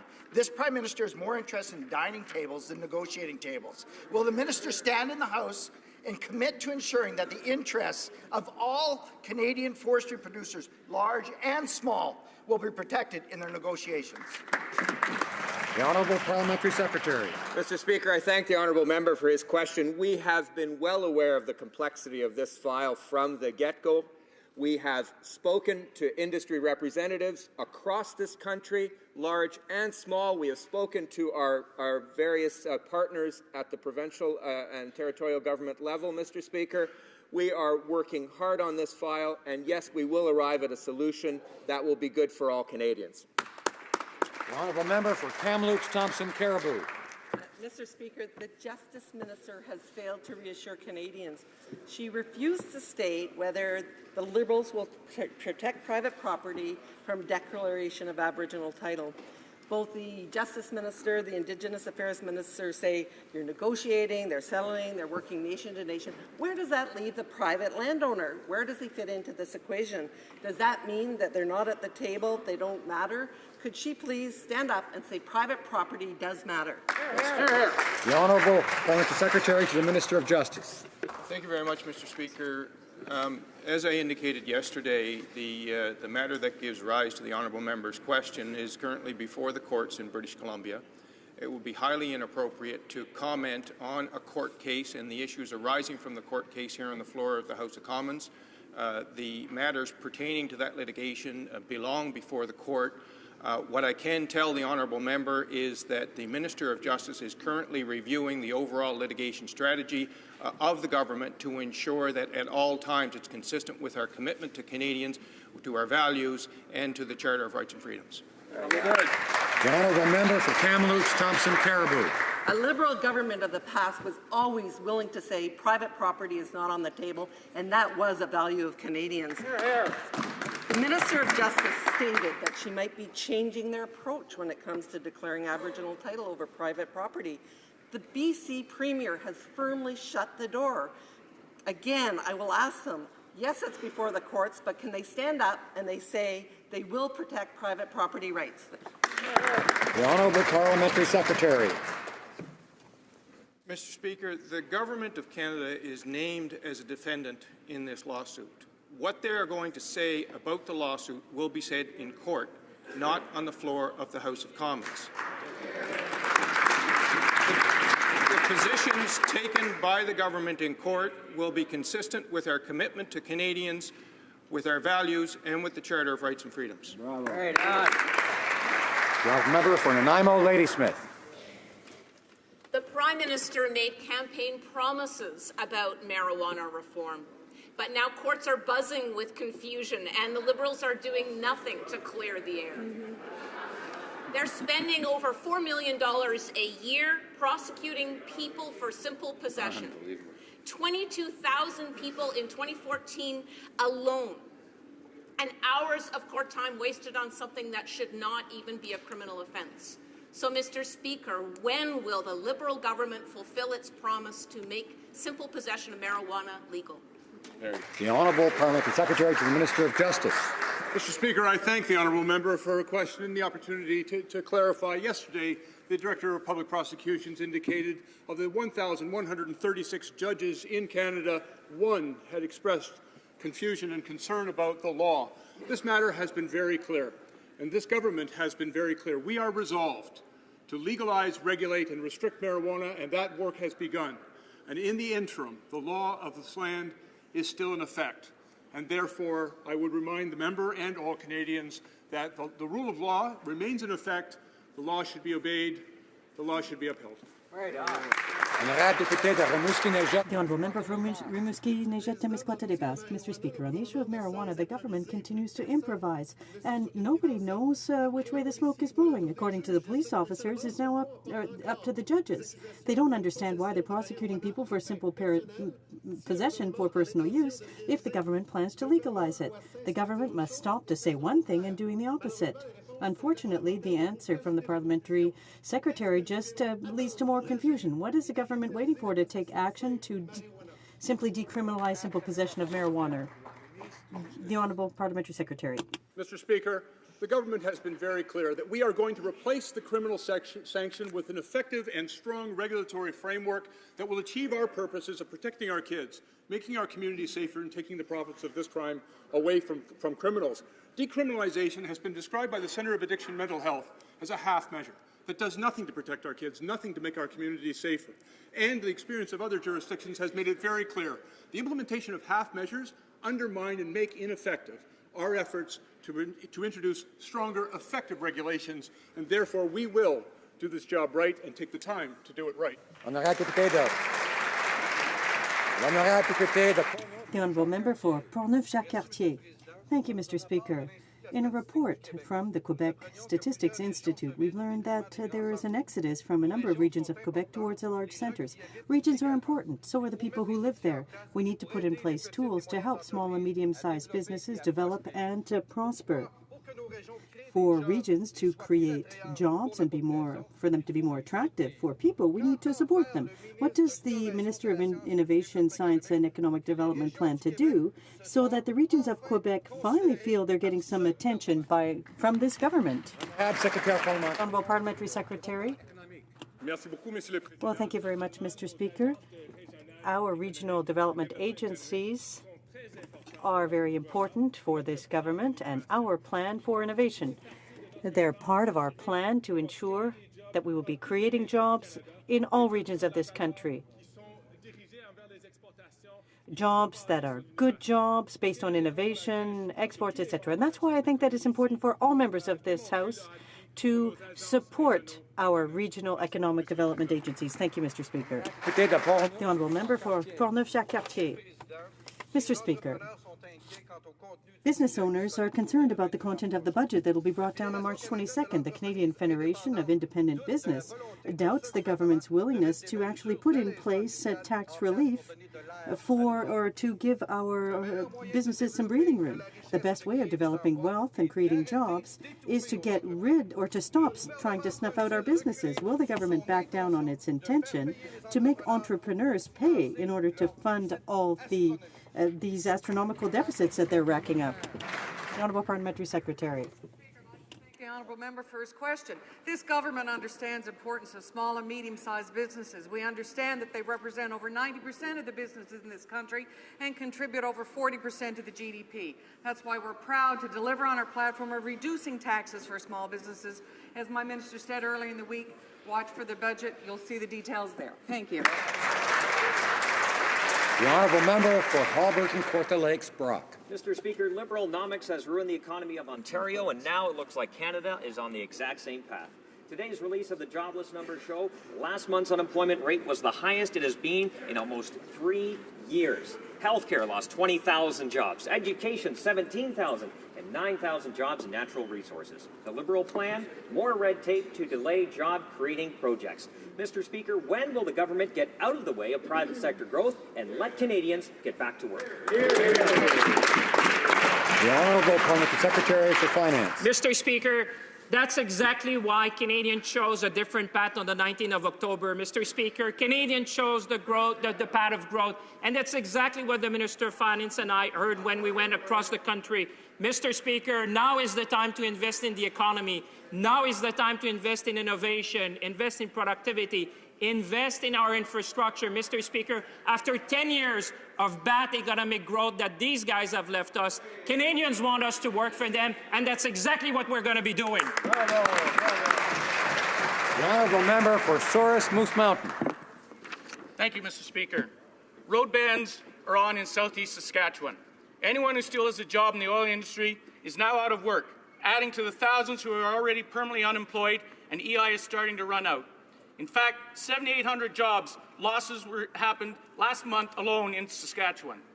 While the Liberals hobnob with the anti-energy activists and agree to study more studies, we know that this does not put food on the table for these families. When is the government going to take concrete steps to support those in Saskatchewan who are suffering from job losses today? The Honourable Parliamentary Secretary for Natural Resources. Thank you, Mr. Speaker. I appreciate the question from my honourable member. As we've said many times in this House, we feel for the families, the communities in our energy-producing provinces who are going through this downturn in commodity prices. What we are doing, Mr. Speaker, is we are working to grow the economy. The National Energy Board, with its 5 new principles, is reviewing major projects. And as we modernize the NEB, we will have an opportunity to see projects go through a robust process that Canadians can have confidence in. Thank you. The Honourable Member for Windsor-Tecumseh. People in Tecumseh and throughout southwestern Ontario are worried about the impact of the TPP. This conservative trade deal will destroy tens of thousands of good jobs and severely damage Canada's auto sector. And yet the Liberals are pushing ahead without proper study and without consulting. Will the Trade Minister come to my community and look auto workers in the face before she rubber stamps a trade deal that sacrifices their jobs? Very good. The Secretary for International Trade. Mr. Speaker, our position on the TPP has remained consistent throughout our term in governance, and indeed stems from the election. We are studying the TPP. We are consulting across the country. We are consulting through the ministry. The minister's consulting. I'm consulting. The Trade Committee is going to begin going across the country and hearing Canadians on the TPP. And Mr. Speaker, the Minister of International Trade went to a Ford plant in Oakville and spoke to Ford workers on the shop floor about the TPP. The Honourable Member for Salaberry-sur-Loire. Mr. Speaker, the Catherine Spirit has been decaying in Lac Saint Louis since 2011. I recently learned that it's only checked once a week and by helicopter. Unlike what the minister has said, no Coast Guard inspector has set foot on the wreck to check how it's doing since January, despite the risks posed by vandalism and the spring thaw. Does the minister really believe that checking it once a week from a helicopter is enough to see if pollutants are leaking out of the boat or if there has been vandalism? And how can the minister say that everything's under control if no one's going out to check? Honourable Parliamentary Secretary to the Minister of Fisheries. Mr. Speaker, the minister has worked very hard on this file. In February, the Canadian Coast Guard set up a working group with Transport Canada and other provincial, municipal and private sector partners to discuss the situation concerning the Catherine Spirit and to find the best solution. The first meeting of the working group took place on March 7th. There were very free and productive discussions, and all experts have committed to finding all the possible alternatives, Mr. Speaker, to find a permanent, safe solution. Even the mayor of Beauharnois, Mr. Speaker, says that the government's openness is a very good first step. The Honourable Member for Louis-Hébert. Mr. Speaker, the Prime Minister and the Minister of Public Safety yesterday produced an agreement with the Americans to make our border more open and safer. After a decade of damaged relations with our biggest and most important trading partner, we're already seeing the results of a positive, friendly relationship. More specifically, in terms of the international airport of Jean-Lesage, which is in my riding, This government has done more in 5 months than the previous government in 10 years. Can the parliamentary secretary please talk about the customs pre-clearance agreement and the impact that will have on the Jean Lesage International Airport? Thank you. The Honourable Parliamentary Secretary for Public Safety. Mr. Speaker, it's a good news for Canada. It was announced yesterday in Washington. An agreement in principle for pre-clearance at a number of sites is in place. That'll take place in Montreal, at the train station in Vancouver, and at the Jean Lesage Airport in Quebec City. This agreement will improve the circulation of passengers and merchandise while improving border safety. That's the result of negotiations with our excellent partners in Washington. The Honourable Member for Beauport-Limoilou. Mr. Speaker, yesterday, the minister did not appear as planned before the Veterans Affairs Committee, and the Veterans Minister is insulting veterans by not answering any questions from the opposition. After the Afghan mission ended in 2014, we planned the construction of an Afghan memorial to honor the 40,000 veterans who served there. Instead of misinforming Canadians, Mr. Speaker, will the minister answer today if, yes or no, this national monument will be built? Thank you. Minister of Veterans Affairs.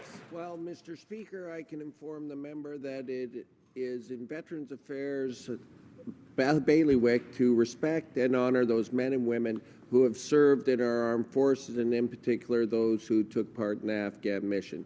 It was very important to this country, their service and their sacrifice, and we will dutifully go about doing that. We are currently working with Canadian Heritage to find a way to get this project done, and I can tell the member that it will be moving forward in due process in a respectful and dignified manner. The Honourable Member for Yorkton Melville. Mr. Speaker, the mandate of Veterans Affairs Canada includes keeping alive the achievements and sacrifices of those who served Canada in times of war and peace. The Liberal decision to cancel the Community War Memorial Program is contrary to the Department's affirmation that there's a continued need for this essential program. Cancelling this program was not even brought up for discussion at their Veterans Stakeholder meeting. Why did the Minister make this decision without consultation, without openness and transparency with our veterans? The Honourable Minister of Veterans Affairs. My apologies, sir, as I would like to take this opportunity to talk about what we're doing in the Veterans Affairs Department. We're working very hard to ensure that our veterans are getting the care, compassion, and respect that they deserve. We're finding ways to find them more employment opportunities, more opportunities to go back to school, and having the ability to better their lives for their family as well as themselves. Thank you very much, Mr. Speaker. Colleagues, of course, it's always helpful for those answering questions to address the topic raised, if at all possible. The member for Selkirk, Interlake, Eastman.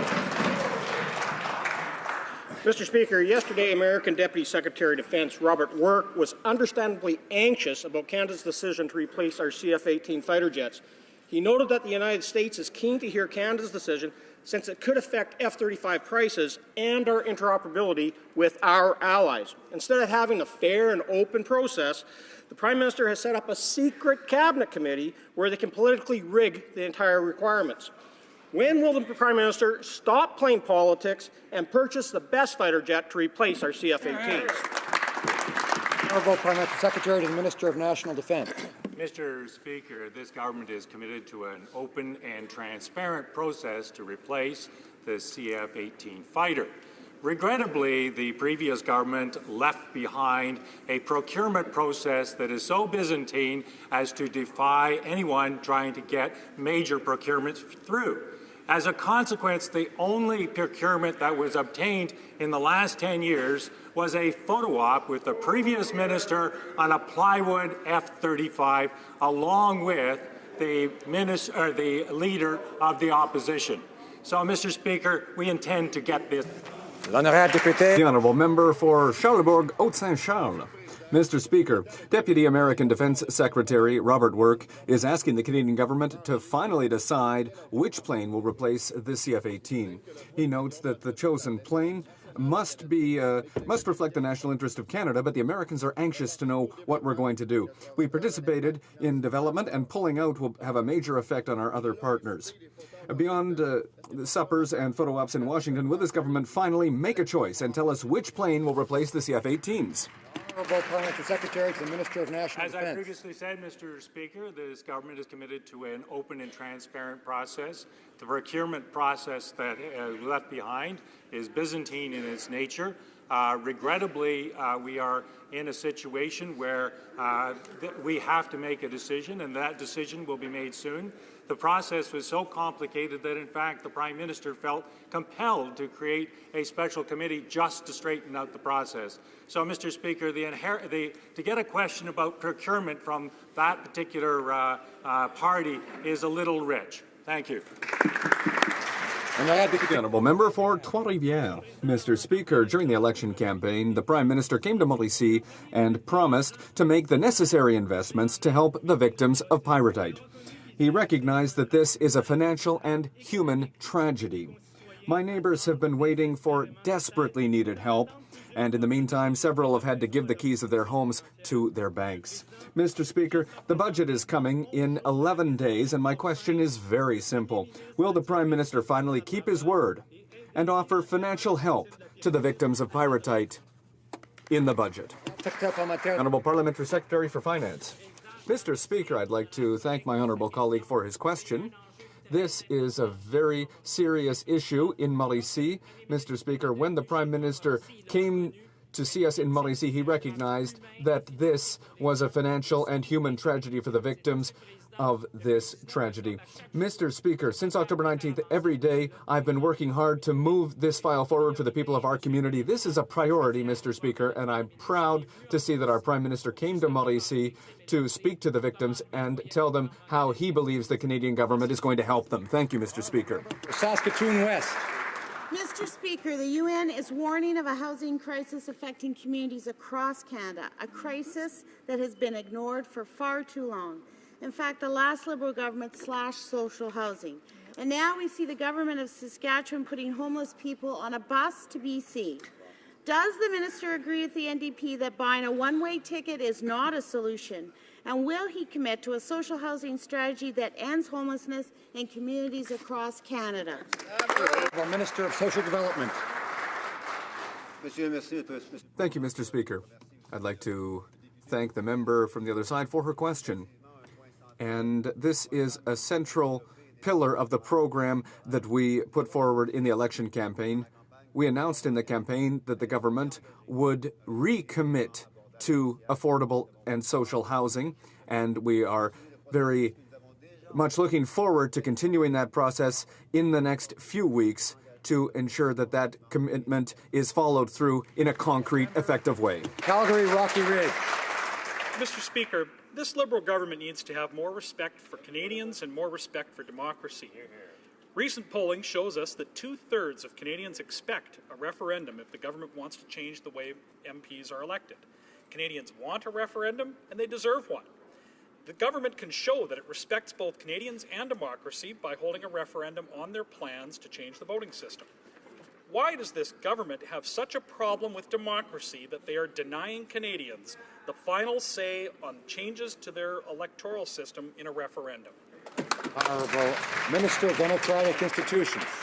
Mr. Speaker, it is out of a great deal of respect for Canadians and for the democratic institutions we are so privileged to have that this government committed to bringing our electoral system into the 21st century. It is out of that respect for Canadians that we have committed to establishing a parliamentary committee to engage Canadians in this very important conversation. And it is out of respect for the next generation that we will do our best to enhance the existing systems and lead the world in terms of democratic strength and democratic institutions. The Honourable Member for Central Okanagan, Similkameen Nicola. Thank you, Mr. Speaker. The minister seems to talk a good game, but again, she continually says to this House that it is both too soon to decide whether to hold a referendum on changing the voting system, and also that it would be a huge disservice to democracy to have one. Those are her own words. I think most Canadians would disagree with that, Minister. In my province, a citizens' assembly proposed changing the voting system, and the provincial government put these changes to the people, British Columbians, not once but twice. Canadians deserve the final say if the Liberal government wants to change how Canadians vote. Why won't the government give the people a say? The Honourable Minister of Democratic Institutions. Mr. Speaker, I have missed this line of questioning, I must admit. Mr. Speaker, it is entirely within... Mr. Speaker, we have committed to listening to Canadians. I have stood time and time again in this House expressing a willingness to work with all members of this House. I encourage all of you to engage in this important conversation. We will establish a parliamentary committee made up of members of this House to engage Canadians from coast to coast to coast. I assure the Honourable Minister that all of me is listening. But we don't use the word you here, of course, unless we're referring to the Speaker. The Honourable Member for Barrie, Springwater, Oro-Medonte. Thank you, Mr. Speaker. Liberals like to give perks to party donors. Lobbyists and Liberal bagmen have gotten the perk of a state dinner. Working Canadians aren't so fortunate.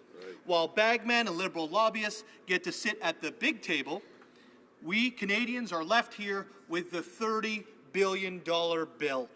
When will Liberals start helping all Canadians rather than just those who fatten their coffers and fill their trough? The Honourable President of the Treasury Board. Mr. Speaker, all Canadians benefit from what happened in Washington this week, from having a Prime Minister and a government that can stand face to face and shoulder to shoulder with the President of the United States to move our nations forward and to defend Canadian interests. All Canadians understand the importance of Canada-U.S. relations. They finally have a Prime Minister who understands the importance of that relationship. The Honourable Member for Cambridge. Thank you, Mr. Speaker. Canada is the world's 7th largest beef exporter and the 2nd largest exporter of grain-fed beef. Beef exports are valued at $2.2 billion, which demonstrates this industry's importance to our economy and to Canadian jobs. There are close to 1,000 beef farmers in Waterloo Region, including Oak Ridge Acres in my riding of Cambridge and North Dumfries. Can the Minister of Agriculture update the House on what this government is doing to help beef farmers and to help the beef industry? Thank you, Mr. Speaker. Honourable Minister of Agriculture. Thank you, Mr. Speaker. I'd like to thank my honourable colleague from Cambridge for his question and concern. I can assure him the Canadian cattle industry is a major driver of our economy, worth $10 billion. This week, I was proud to announce an investment of $4 million to the Canadian Cattlemen Association for 3 initiative projects to support the industry with new and existing markets. Our government's focus on investing in research, innovation and markets will help keep Canadian 68,000 beef farmers on the cutting edge. Thank you, Mr. Speaker. Honourable Member for Sarnia-Lambton. While the Prime Minister is using official government business in Washington to raise money for the Liberal Party, there's a serious international matter involving Canadians abroad that demands his attention. John Ridsdale and Robert Hall are 2 Canadians who've been held hostage in the Philippines by the terrorist group Abu Sayyaf. Yesterday, a video emerged of the 2 of them being threatened with their lives, and in the video, both men specifically asked this government to act.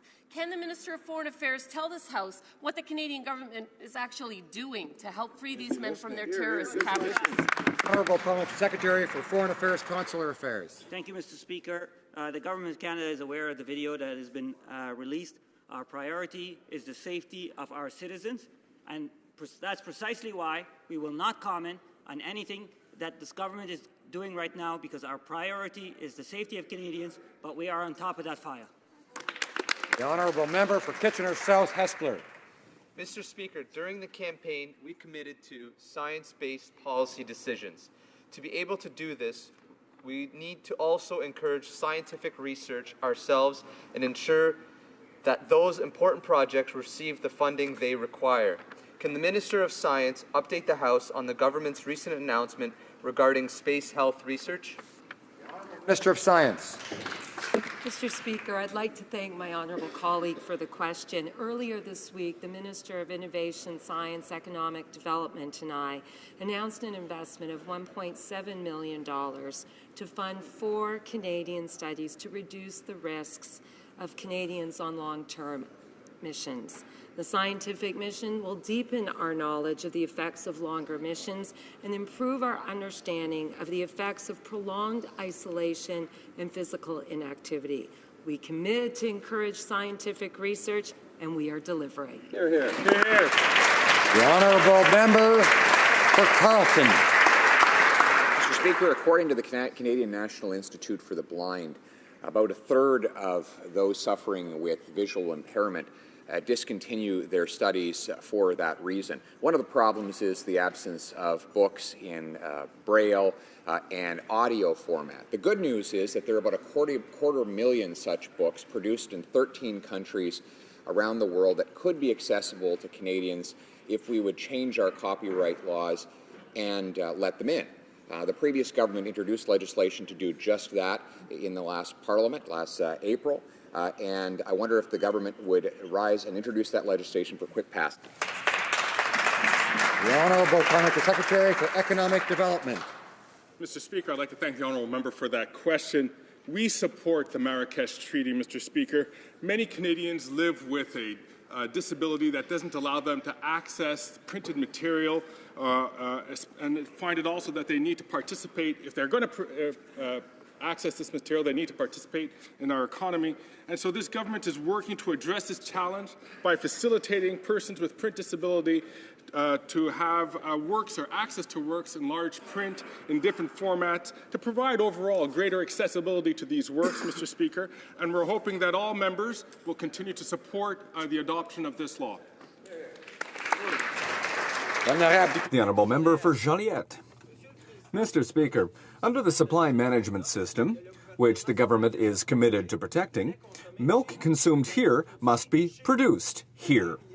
Indeed, a couple of weeks ago, the minister himself acknowledged that imported milk proteins are a problem. Despite his grand words, the minister has no solution to fix this serious problem, and Quebec's milk producers are suffering. Will the Minister of Agriculture quickly and once and for all tighten import controls and provide compensation to our milk producers? Honourable Minister of Agriculture. Thank you very much, Mr. Speaker, and I appreciate my honourable colleague's question and concern. And I can assure you that I've met many sectors in the agricultural industry, including the dairy farmer. Being a dairy farmer myself, I fully understand the problem, and we are discussing it with the industry, and we will come to a conclusion. Bravo. The honourable member for Repentigny. Mr. Speaker, yesterday at the BAP hearings, TransCanada revealed a disaster scenario in which 3.6 billion litres of oil could be spilled into our waterways. But what's really frightening is that TransCanada proved that it has no clue as to the impact such a spill would have on our rivers and lakes, and that its emergency plan was written on the back of a napkin. The BAP chair even noted that TransCanada's inability to answer the questions was a very real problem. In this House, will the government answer my question? What will it take for the government to realize that this project doesn't even hold water? The Honourable Parliamentary Secretary for Natural Resources. Thank you, Mr. Speaker. The health and safety of Canadians and protection of the environment remain at the Government of Canada's top priorities. The government is committed to regaining public trust by ensuring proposed projects such as new pipelines undergo credible, robust environmental and regulatory reviews. The Pipeline Safety Act will ensure that Canada maintains a high standard for its pipelines. Thank you, Mr. Speaker. The honourable member for Pierre Boucher, Les Patriotes Verchères. Mr. Speaker, we've just learned that the FTQ has tabled a request for an injunction to ensure that Air Canada respects the law. Two decisions have already been in favour of the Government of Quebec. Mr. Speaker, the law is clear. Will the Minister of Transport respect the workers of Aveos? The Honourable Minister of Transport. I won't comment on issues before the courts, but I will note that the situation has changed a lot over the last 4 years. As we know, Air Canada intends to buy 45 or as many as 75 Bombardier jets and to put a centre of excellence in the country, which will provide maintenance for those planes here for at least 20 years. Air Canada is also talking with the government of Manitoba. So this is a good situation where we are creating jobs, quality jobs, for Canadians in the aerospace sector. I would like to draw to the attention of honourable members the presence in the Ladies' Gallery of the Honourable Kevin Murphy, Speaker of the Legislative Assembly of Nova Scotia.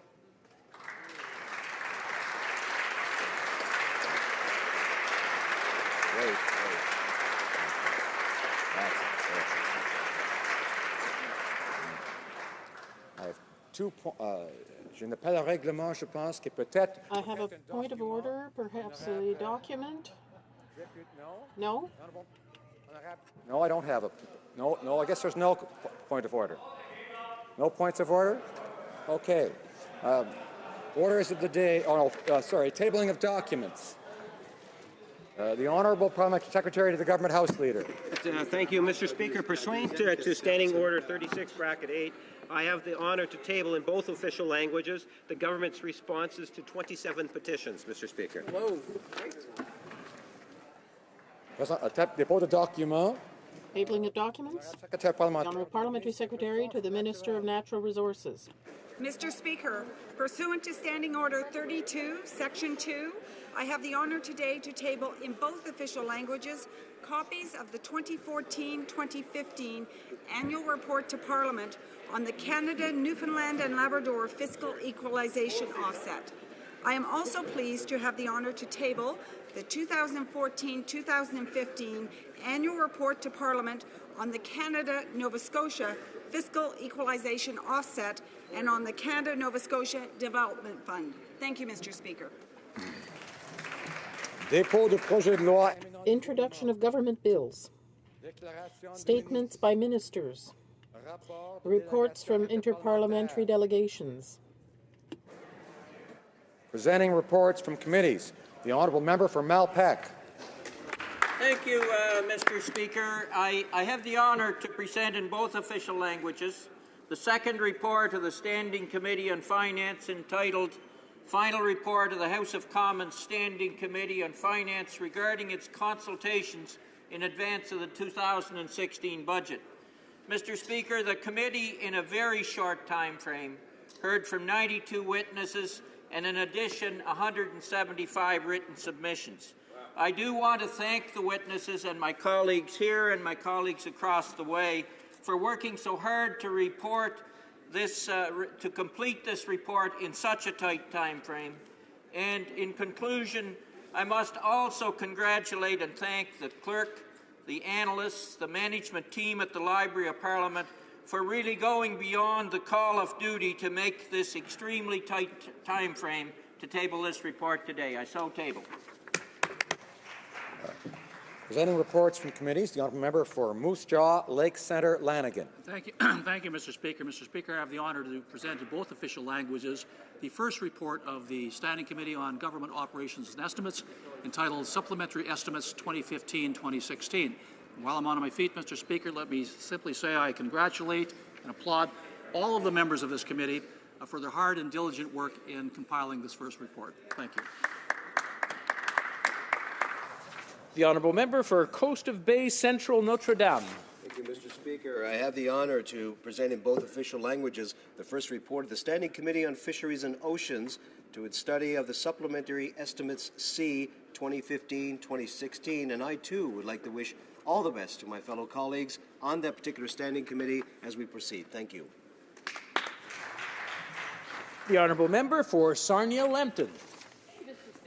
I have the honour today to present in both official languages the first report entitled Supplementary Estimates C 2015-16, votes 1C and 5C under the Office of the Coordinator, Status of Women, and the second report entitled Main Estimates 2016-17, votes 1 and 5 under the Office of the Coordinator, Status of Women, on the Standing Committee of the Status of Women. Well done. Okay, very good. Introduction of private members' bills.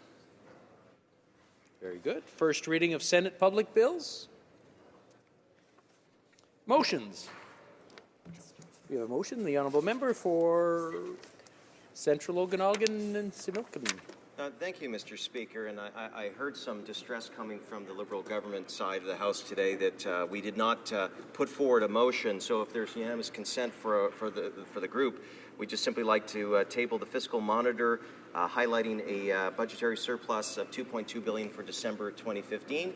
My mother always said that consistency always leads to good things, so I hope the government will be acceptable of this motion. Thank you. Does the honourable member have unanimous consent of the House for the motion? No, I'm afraid consent isn't there. Okay, back to motions. Okay, now let's go to presentation of petitions. The honourable member for Yellowhead. Thank you, Mr. Speaker. I am pleased to present a petition calling upon Parliament to establish a national strategy on palliative care. The petitioner states that in the 41st Parliament, the House of Commons unanimously passed this motion and are therefore asking that access to high-quality palliative care at the end of life be available. Thank you, Mr. Speaker. Thank you. Presenting petitions. We'll move on to questions on the order paper. The Honourable Parliamentary Secretary to the Leader of the Government House of Commons. Yes, thank you. Mr. Speaker, I would ask that the following questions will be answered today, questions 38 and questions 39. Okay, the Honourable Parliamentary Secretary, once again. Thank you. Furthermore, Mr. Speaker, if questions numbers Q40 to Q43 could be made orders for return, these returns would be tabled immediately. Is it the pleasure of the House that the aforementioned question be made order for return to be tabled immediately? Agreed, and so ordered. The Honourable Parliamentary Secretary. Yes, and finally, Mr. Speaker, I would ask that the remaining questions be allowed to stand. Okay.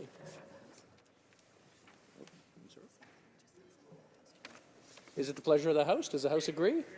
We have agreement, so it be ordered. Very good then. Now to orders of the day. The Honourable Member for Moose Jaw, Lake Centre, Lanigan. Mr. Speaker, I believe I've already completed my address and the 5-minute question and answer process period as well. To the records, you have 3 minutes if you'd like to take it. If not, we'll move on to the next one. Oh, sorry. Okay, so we have, I'm sorry, we're being corrected here. This is for questions and comments. If anybody has any questions. Of course, we have the Honourable Member for Winnipeg North who has a question. Yes, Mr. Speaker, I wouldn't turn down the opportunity to ask a friendly question of sorts. We recognize that this bill really does something positive for Canada's middle class. What we're really talking about by passing this bill is to give a substantial tax relief to Canada's middle class. So if you vote in favor of it, you're voting in favor of a tax cut for the middle class. Would my friend not acknowledge that many Conservatives in the past would have voted in favor of tax cuts? This is one that truly Canadians could get behind. Over 9 million Canadians will benefit if, in fact, this legislation was allowed to pass. I'm sure my friend is seriously looking at supporting the legislation, is he not? The Honourable Member for Moose Jaw, Lake Centre, Lanigan. Thank you very much, and it's a pleasure to respond to a question from a colleague and a good friend as well. I don't think I have to remind my colleague of our previous government's record on reducing taxes.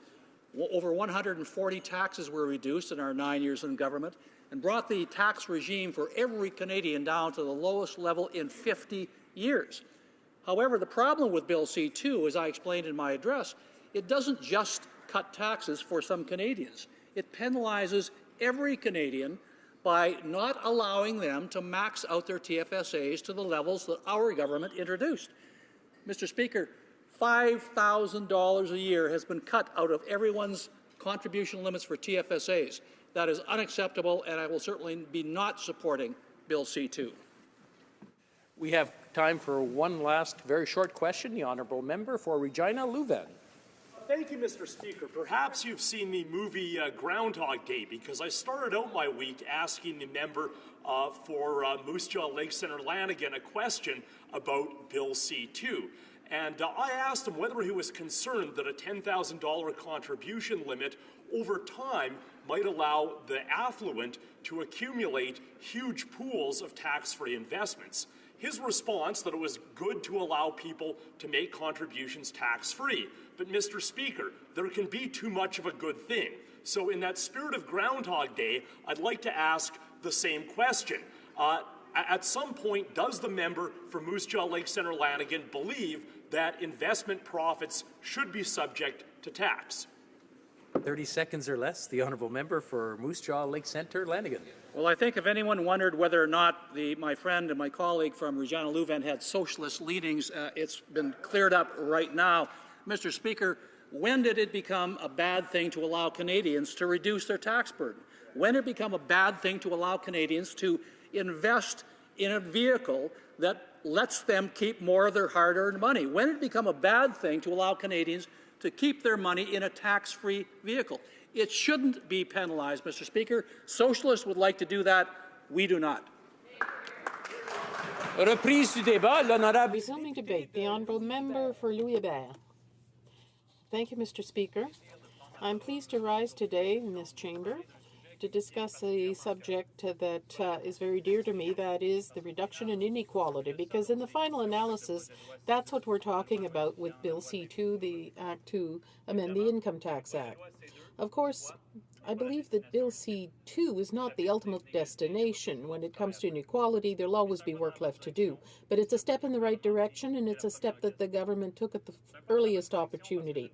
It's a step in the right direction because, on the one hand, this bill makes income tax more progressive by creating a new tax bracket of 33% for income over $200,000, while reducing the taxes of 9 million Canadians who earn under $90,000. As a progressive, I can only be pleased with seeing our tax system become more progressive through the creation of a new tax bracket. I'm also pleased because, on the other hand, this bill eliminates a measure that is regressive and that was put in place by the Conservatives. That is the increase in the TFSA maximum contribution from $5,500 to $10,000. When I say that this tax measure was regressive, you don't have to take my word for it, Mr. Speaker. You just have to listen to economist Rhys Castleman of Simon Fraser University, whose work initially led to the instauration of the TFSA in 2009. Here's what he had to say about the increase in the ceiling to $10,000. It's in English, and so I'm warning the interpreters. The government should reconsider its pledge to initiate a tax change that would impose a fiscal straitjacket on future administrations that undercuts tax progressivity and increases income inequality. These are two interesting concepts in this short quote by Mr. Kesselman, the man who is usually seen as the father of the TFSA. This is a straitjacket for future administrations that undermines the progressive nature of income tax and increases inequality. I'll get back to this fiscal straitjacket, but let's look at how the increase in the TFSA limit undermined the progressivity of our tax system and contributed disproportionately to income inequality. We heard colleagues from across the way say that 60% of TFSA contributors have incomes under $60,000. What that doesn't say, however, is that individuals who invest in a TFSA have a spouse who earns substantially more. My Conservative colleagues undoubtedly know that under the rules, a spouse can invest in a partner's TFSA if that person's income is lower.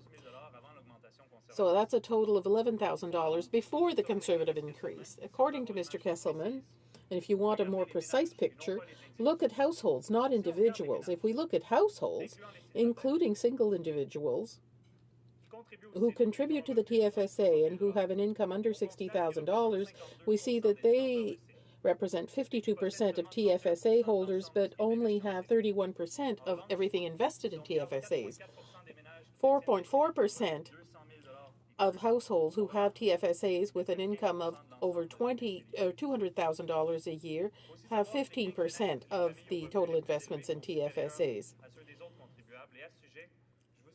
People who contribute have higher incomes, and Mr. Kesselman, who's the intellectual father of the TFSA, said in English, enjoy TFSA tax savings to an even more unbalanced degree than those statistics might suggest. They typically generate higher investment returns on their TFSA assets than lower earners, and they avoid the higher personal tax rates that would otherwise apply on the income from assets shifted into their tax-free savings accounts.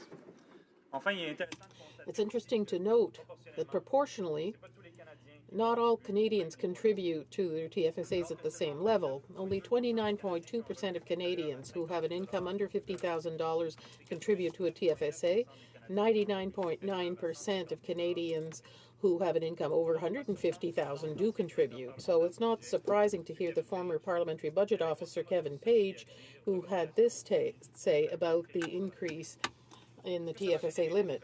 Will this generate savings for average families, for low-income families? You have to be pretty well off to contribute $11,000 in a TFSA. I couldn't agree with him more. Visibly, Canadians agreed with him too when they made a choice for growth and a fairer and more responsible society. It mustn't come as a surprise that when the Americans had a TFSA-type vehicle, they limited it as well, and they limited it to $183,000 income for a family, $116,000 for an individual. Mr. Speaker, I'd like to go back to the fiscal straitjacket that I mentioned earlier, Mr. Speaker. According to the Parliamentary Budget Officer, in a study that was published in February 2015, the tax-free savings account would represent $14.7 billion in 2016 and $7.6 billion for the provinces. It's unrealistic, Mr. Speaker, to hear the Conservatives talking about, on the one hand, their fears that this government is going to be racking up a deficit and indebt future generations when interest rates are low, at a time when there is such an urgent need to invest in our communities and our infrastructure. And on the other hand, to hear them talk about the importance of maintaining this irresponsible increase to the tax-free savings account. That would simply be like the state, as if the state were to be abandoning its fiscal responsibilities. At the same time, I can understand why they are so attached to that policy. It was a hat trick for them, Mr. Speaker.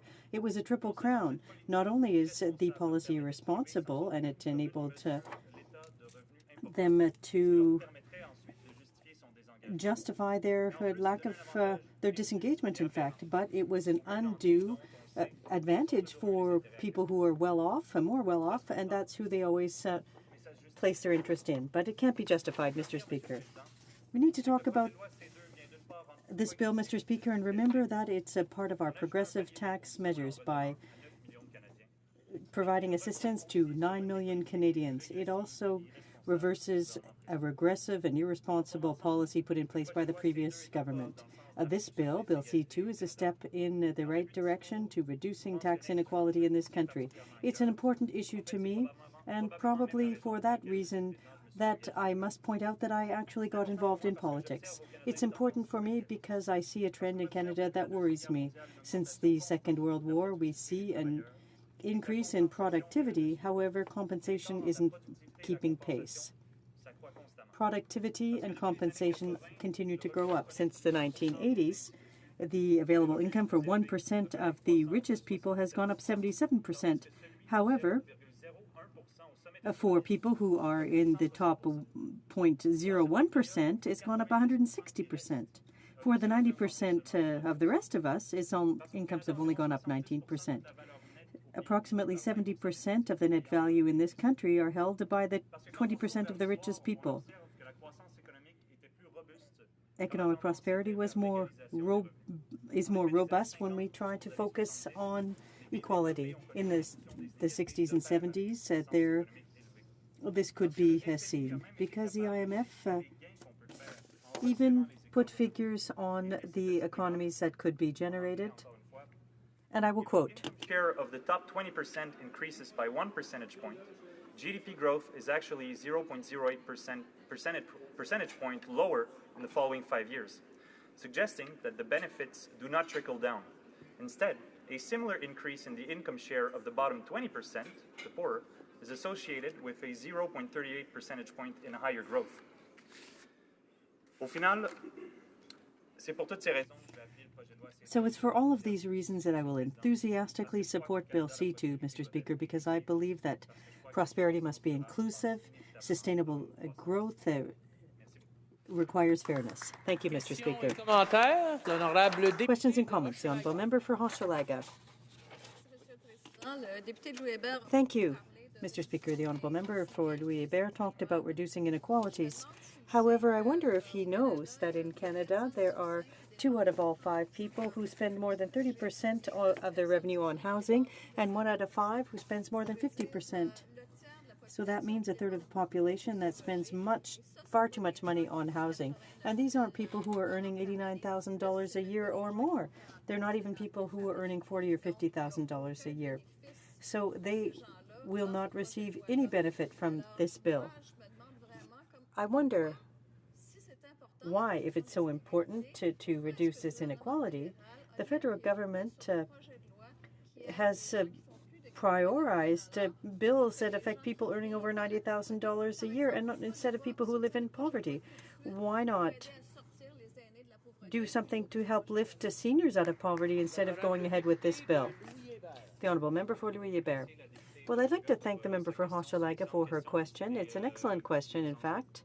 And those are issues where I share her concerns with her. The cost of housing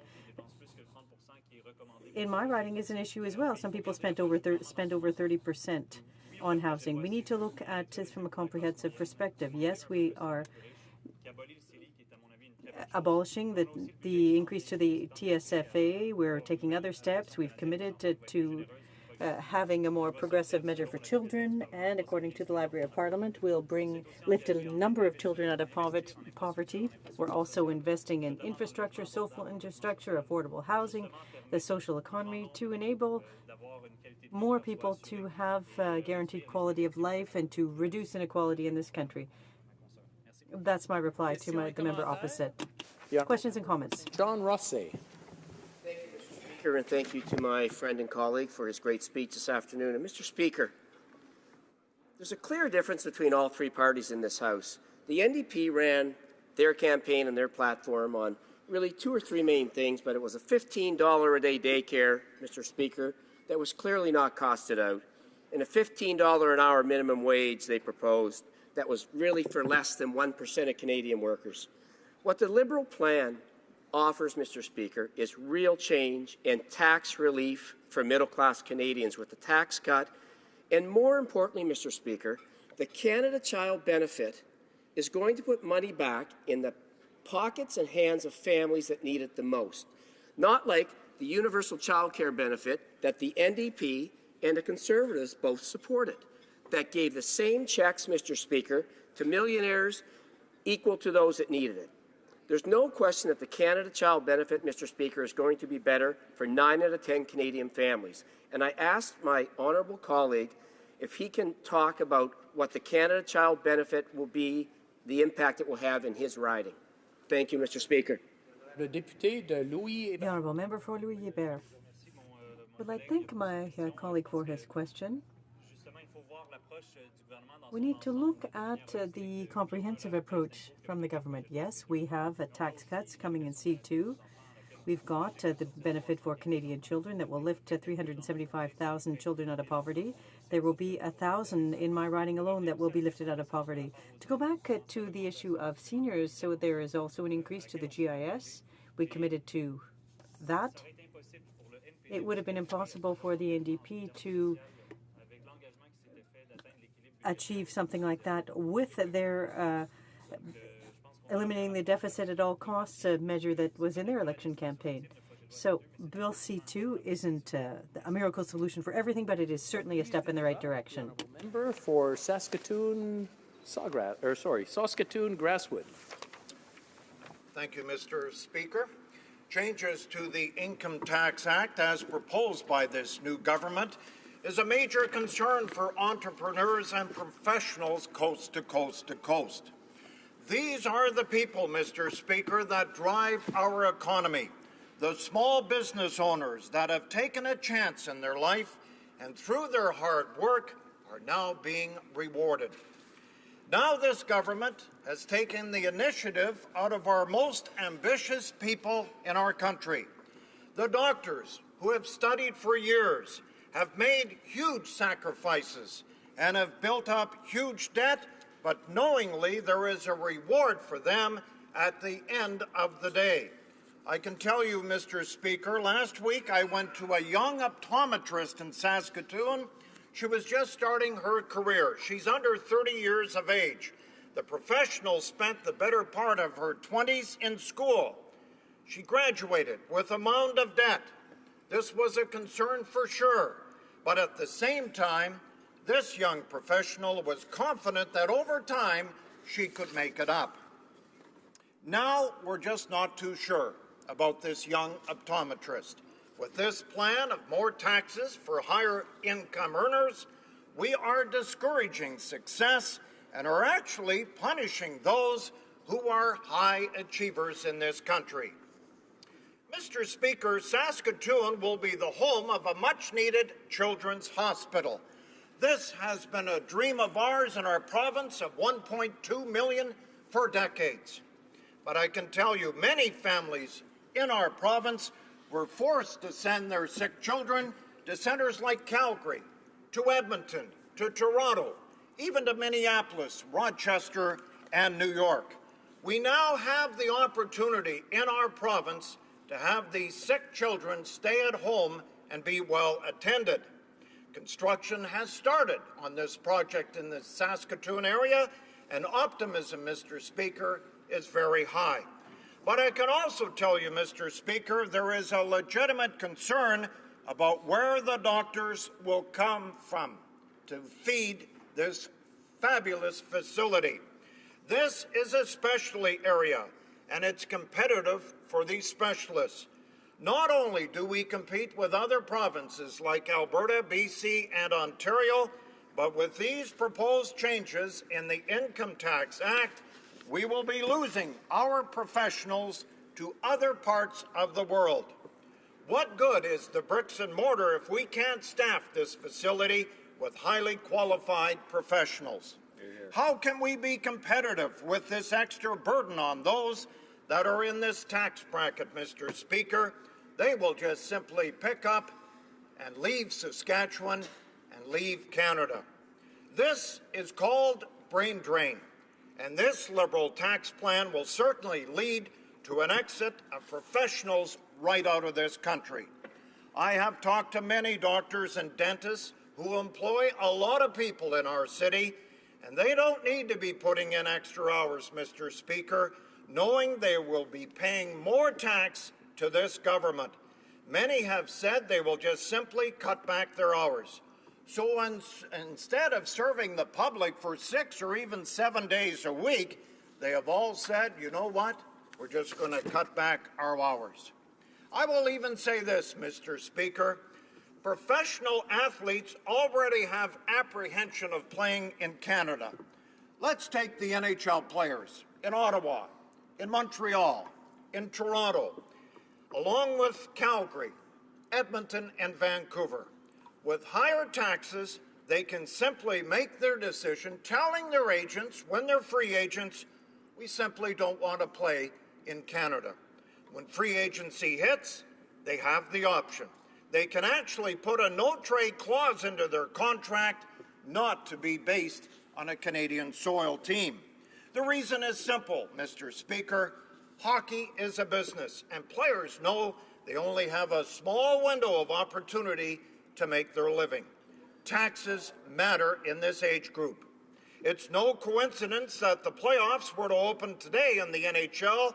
Not one, Mr. Speaker, Canadian-based team would make the NHL playoffs today. And I will say this, the President of the United States yesterday made reference right in front of our Prime Minister saying, Where is the cup? Well, guess what? The cup is in his hometown of Chicago. You think that's a level playing field? It certainly is not.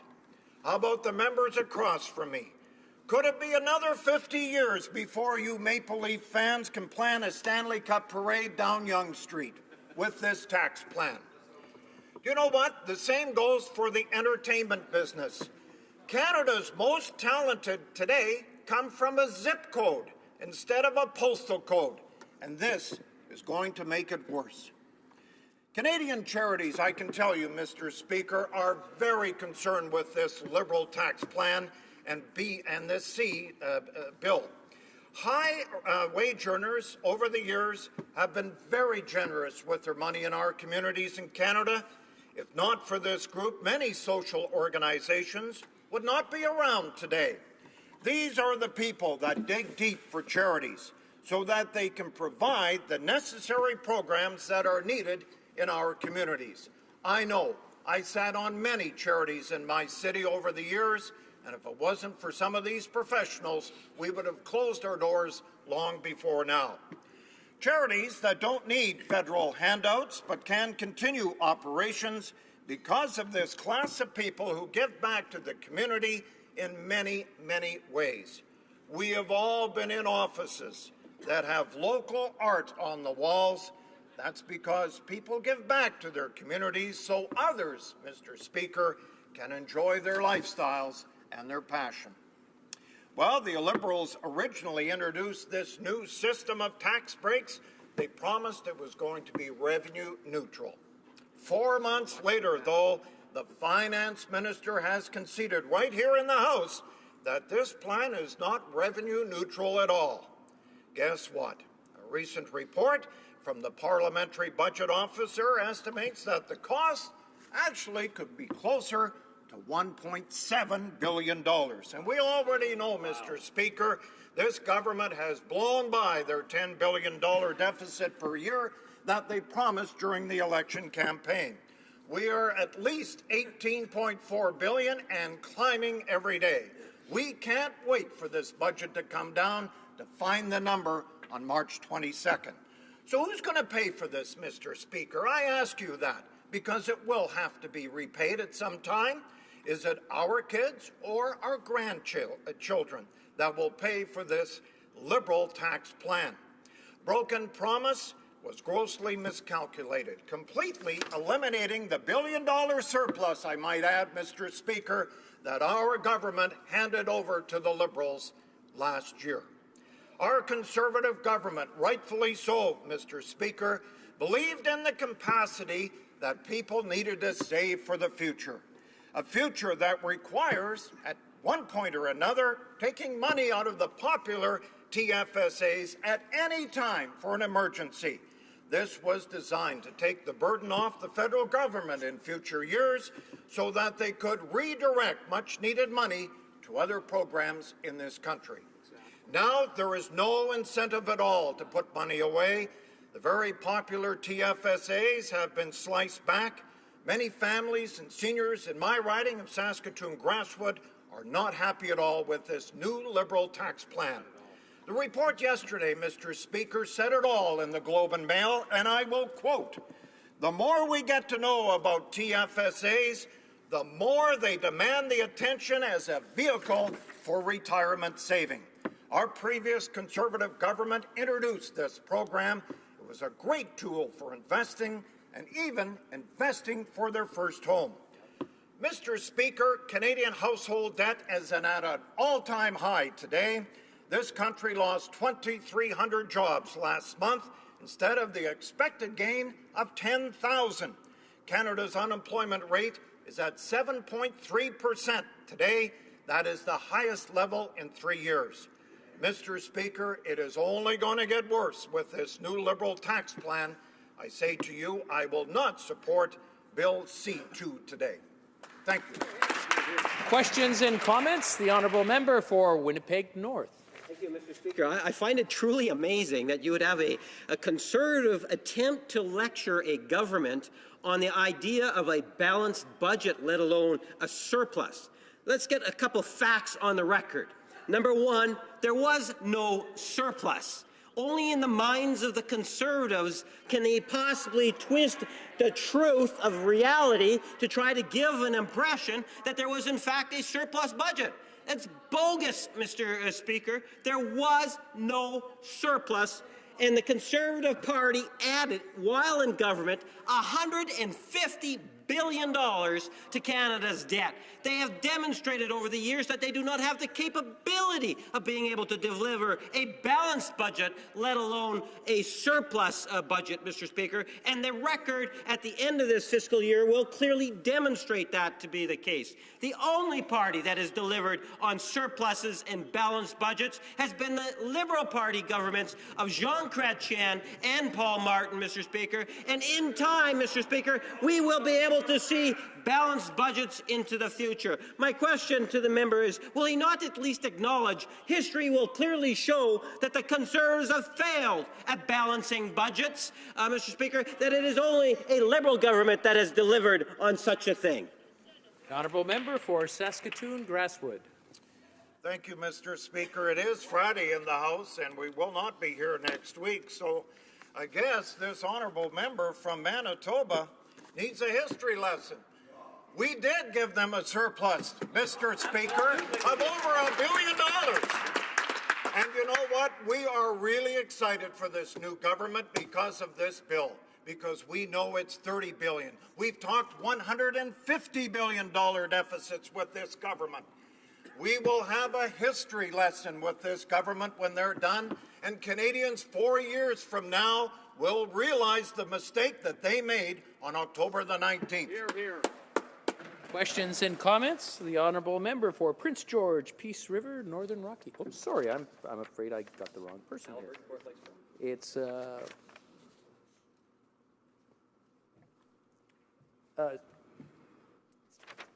something's gone wrong here, terribly wrong. There we go. Sorry.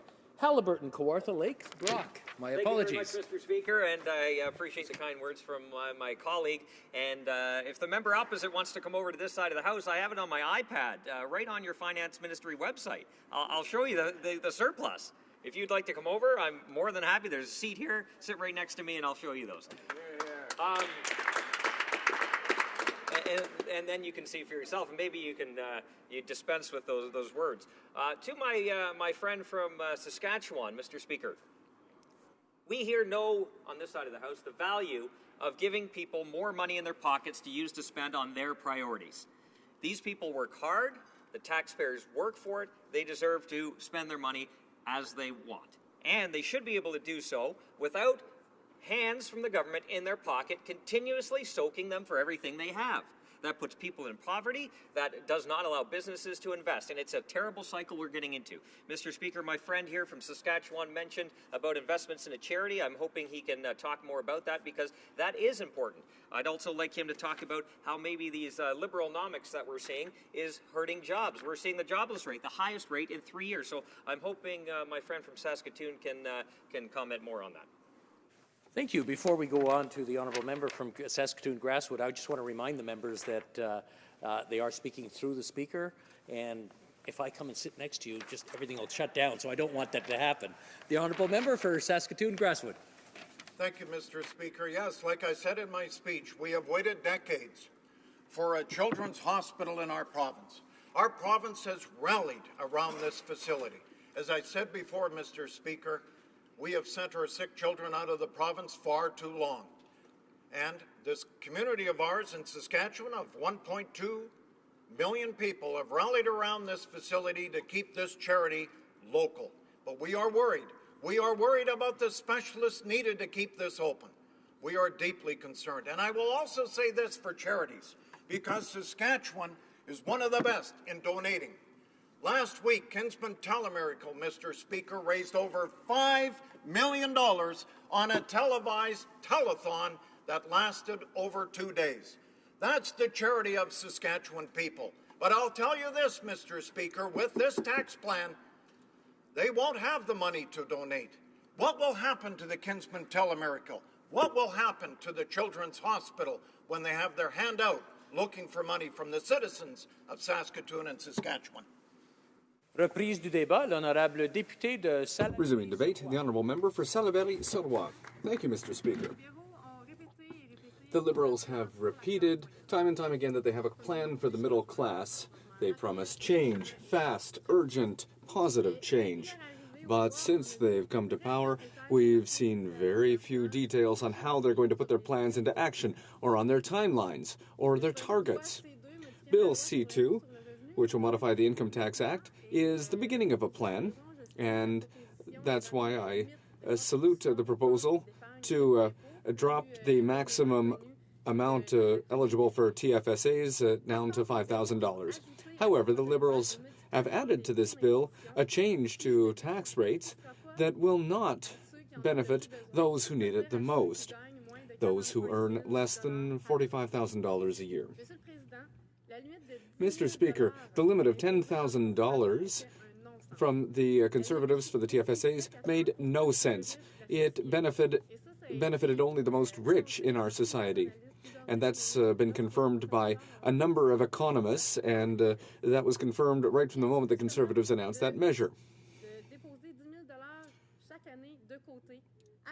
Anyone who can put aside $10,000 every year, well, it's clear that those aren't young students who are just joining the workforce.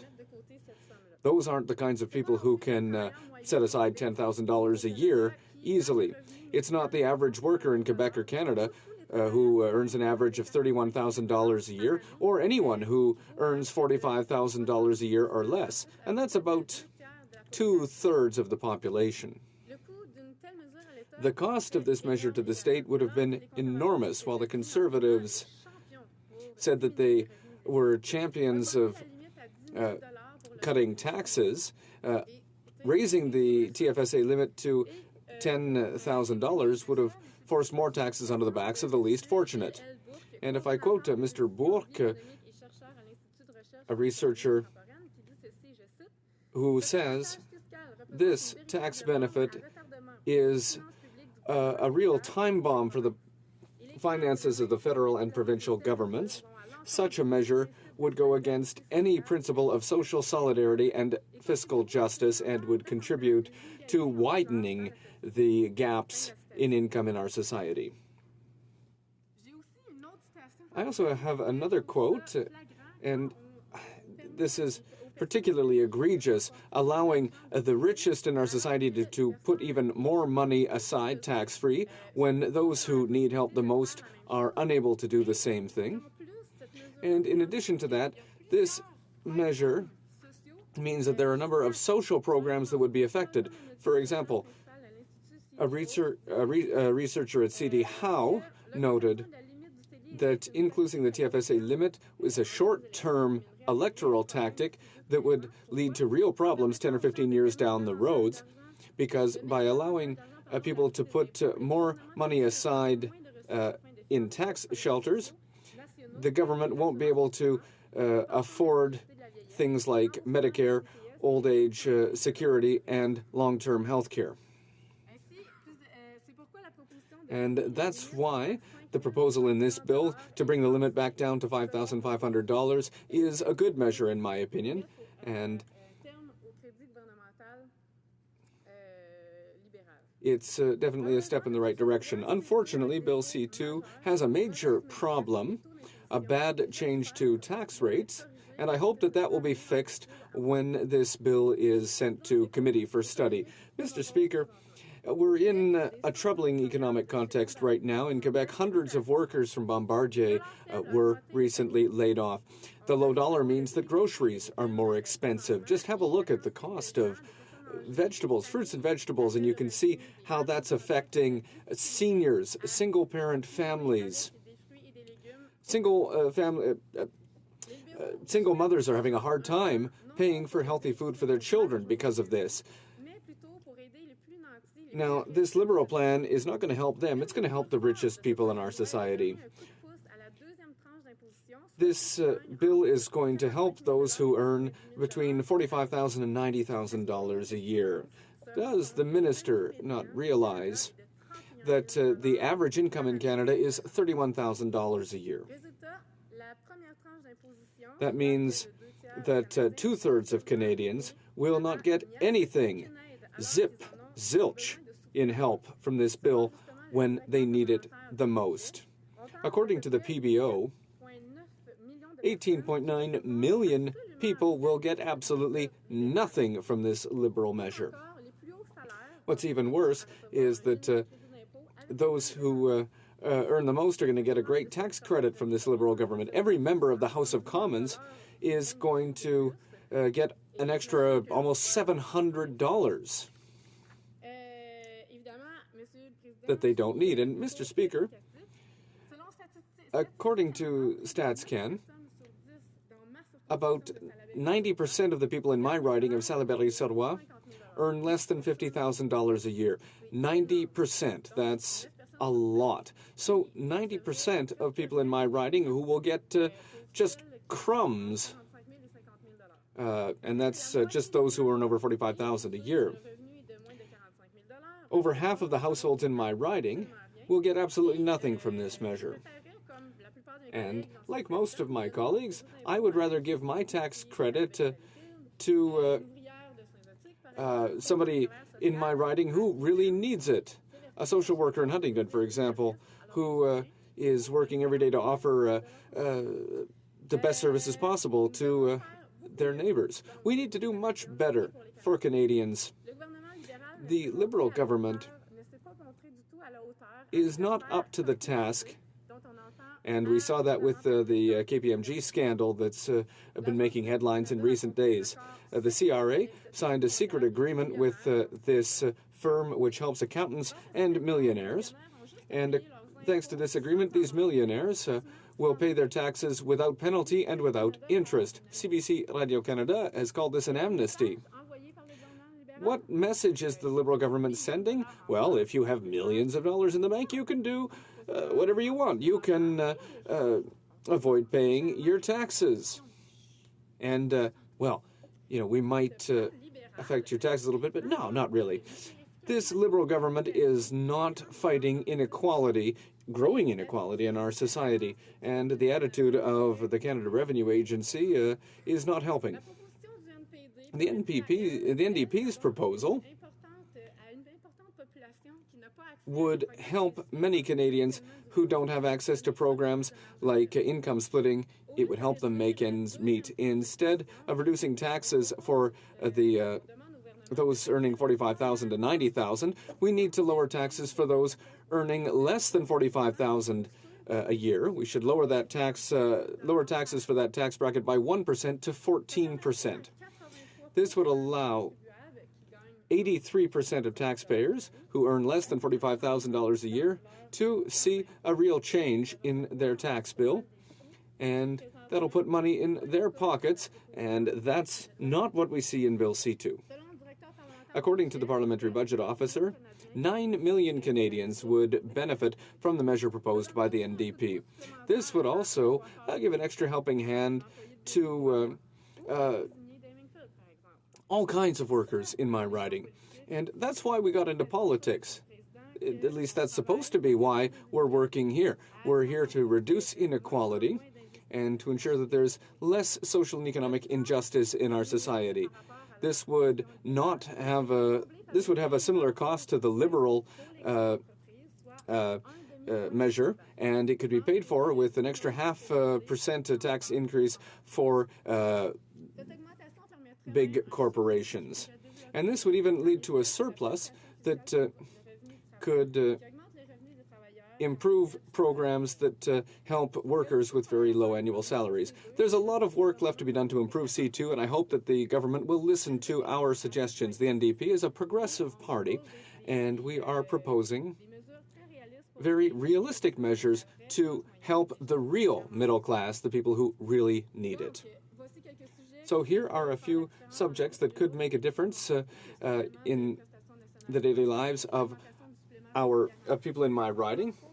Increasing the guaranteed income supplement for seniors, more affordable daycare, and more funds for small businesses in Salaberry and Quebec. And Mr. Speaker, we'll hold the Liberals accountable to make sure that the changes that they've announced are really made and that they work to reduce inequality across our country, and I hope that Bill C-2 will be amended in committee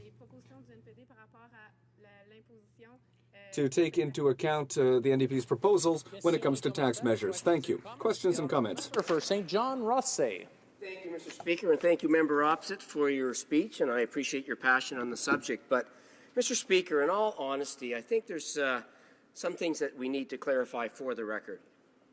The NDP ran on smoke and mirrors.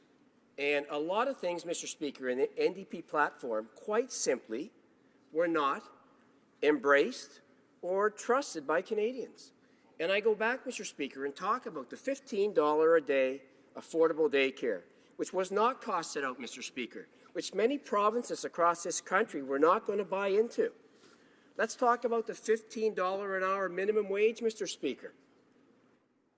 Originally, that was presented as a minimum wage for all working Canadians. But dig through the smoke, clear the smoke, it was really a very, very small percent of Canadians that were going to benefit from a $15 a day minimum wage. Federal employees.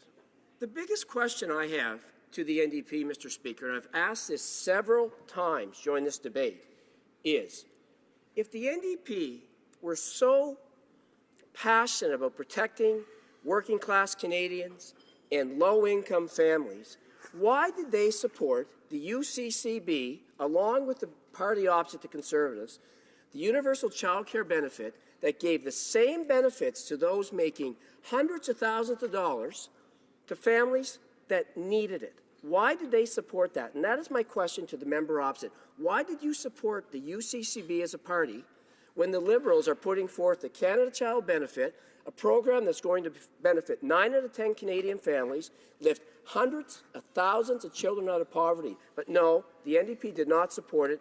They support the UCCB, and my question to the NDP is why? L'honorable député The de honourable member for Salaberry-sur-Loire. Thank you, Mr. Speaker. Today we're talking about Bill C-2, proposed by the Liberals, and this bill is going to continue. Well, the Liberals say that it's going to help the middle class, but this bill is going to help the rich get richer. 2/3 of the Canadian population will never see one extra penny from this bill because the tax bracket for those who earn $45,000 and less a year is not at all affected by the tax cuts proposed by the Liberals. So it's the Liberals who are playing with smoke and mirrors here with this measure, Mr. Speaker. And that's why we are standing up in the House today to say that we really need to work to ensure that we take concrete measures to help those who earn roughly $31,000 a year. And that will help many millions of people across Canada, and those are the people who need it, who need help the most. Those who are the most vulnerable in our society, who are waiting for the Liberals to think about them and do something to help them put their food on the table, pay off their debts, help them pay for medication. Questions and comments? For Central Okanagan's Milkameen Nicola. Thank you, Mr. Speaker.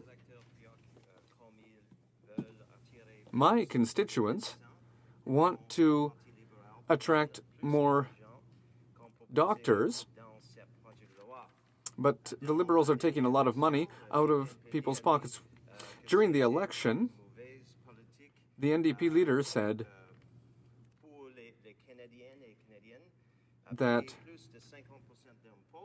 it's bad policy for certain Canadians to have to pay over 50% income tax every year. But that's a policy that the NDP has supported. Can the member explain why the NDP is now changing their position today? The honourable member for Salaberry-sur-Loire. A brief answer, please. Yes, thank you. Mr. Speaker, I didn't fully understand the question, but if I can come back to the TFSA program that the Conservatives increased contributions to up to $10,000. There are a number of economists who indicated that this would only help the richest people in society whereas the NDP is looking for ways to help the middle class, those who are having to tighten their belts to make ends meet. And that's why we're standing up today to say that we need to amend this bill to help those who earn about $31,000 a year on average, or those who are in the first tax bracket. Resuming debate, the honourable member for Edmonton Manning. Thank you, Mr. Speaker. When the Liberals originally introduced this new system of tax breaks, they promised it would be revenue neutral. Shortly after taking office, however, they abandoned this promise. It is projected by the Parliamentary Budget Officer that Bill C-2's changes will cost Canadians $8.9 billion over the next 6 years. This gross miscalculation speaks to this government's incompetence and the fact that they are proceeding with this legislation after admitting they have broken this promise to Canadians speaks to their integrity. In fact, many of the government commitments seem to be falling by the wayside. A $10 billion deficit cap, consultation with opposition, openness and transparency. 3 months, 3 major broken promises, so much for sunny ways. This leads to a lack of trust in this government's future plans, lack of transparency with this promise. Who knows how much higher these costs will go? There's a lack of evidence or explanation for why Bill C-2's changes will stimulate economic growth and development for Canadians. Tax breaks for the middle class are not, in themselves, sufficient to stimulate economic growth and development. It is therefore quite likely that more initiatives will have to be introduced.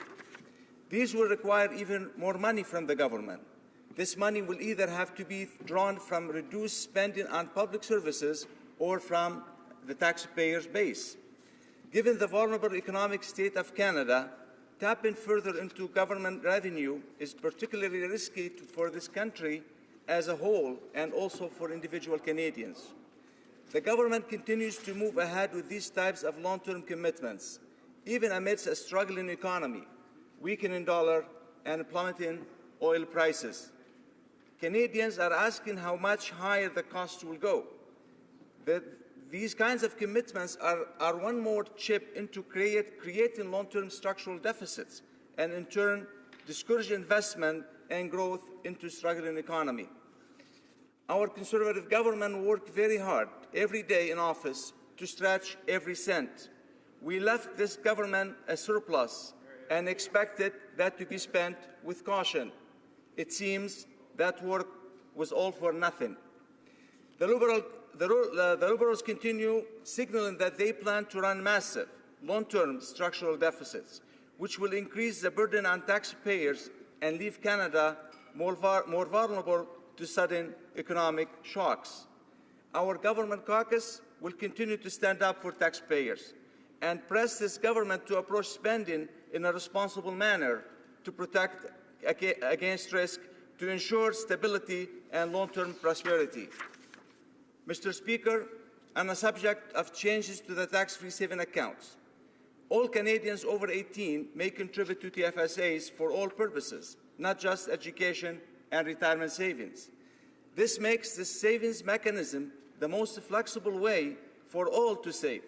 It is because of this that many Canadians of all backgrounds have come to rely on tax-free saving accounts. We have heard from students saving for higher education, families saving to start a family, entrepreneurs saving for their business, parents saving for their children, and low-income seniors saving for retirement, all of whom are investing in TFSAs. And it's Canadians of all kinds of financial backgrounds too.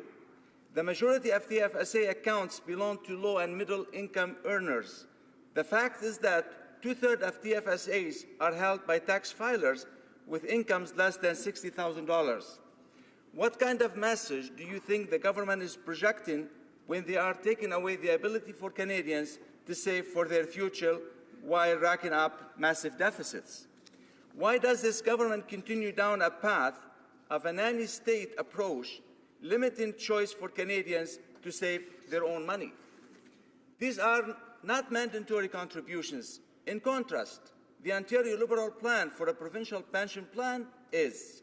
If the argument is that very few Canadians have the ability to afford a maximum contribution, why is the member opposite so opposed to offering that choice, while in other instances forcing it upon others? Personal fiscal responsibility is something that our government should be encouraging, regardless if they refuse to lead by example. Mr. Speaker, we are in uncertain times with dropping commodity prices, a dipping dollar, and slowing economic growth. Recently, the PBO released a report on the state of household indebtedness and financial vulnerability in Canadians, showing that household debt servicing capacity continue to trend upward, while capacity to meet debt obligations diminishes. Households now face overwhelming exposure to negative income and interest rates and are more likely to become delinquent in debt payments. Responsible Canadians are looking for a way to save when times are good so they can be protected. Reducing TFSA contribution limits will reduce the abilities of real Canadians to save for retirement and to protect themselves from economic shock. This will translate to a greater burden on all taxpayers to support those who will be unable to support themselves. Why is the government hiding these future costs from its taxpayers? In contrast to liberal deficit spending, whose purposes are unclear, TFSAs provide a concrete vehicle for financial independence for Canadians. Instead of encouraging consumption, they encourage saving, promoting independent control over funds which shield Canadians from economic shock. The burden of economic shocks on vulnerable Canadians will ultimately fall on the overall tax-paying base if the government must step in and support these individuals.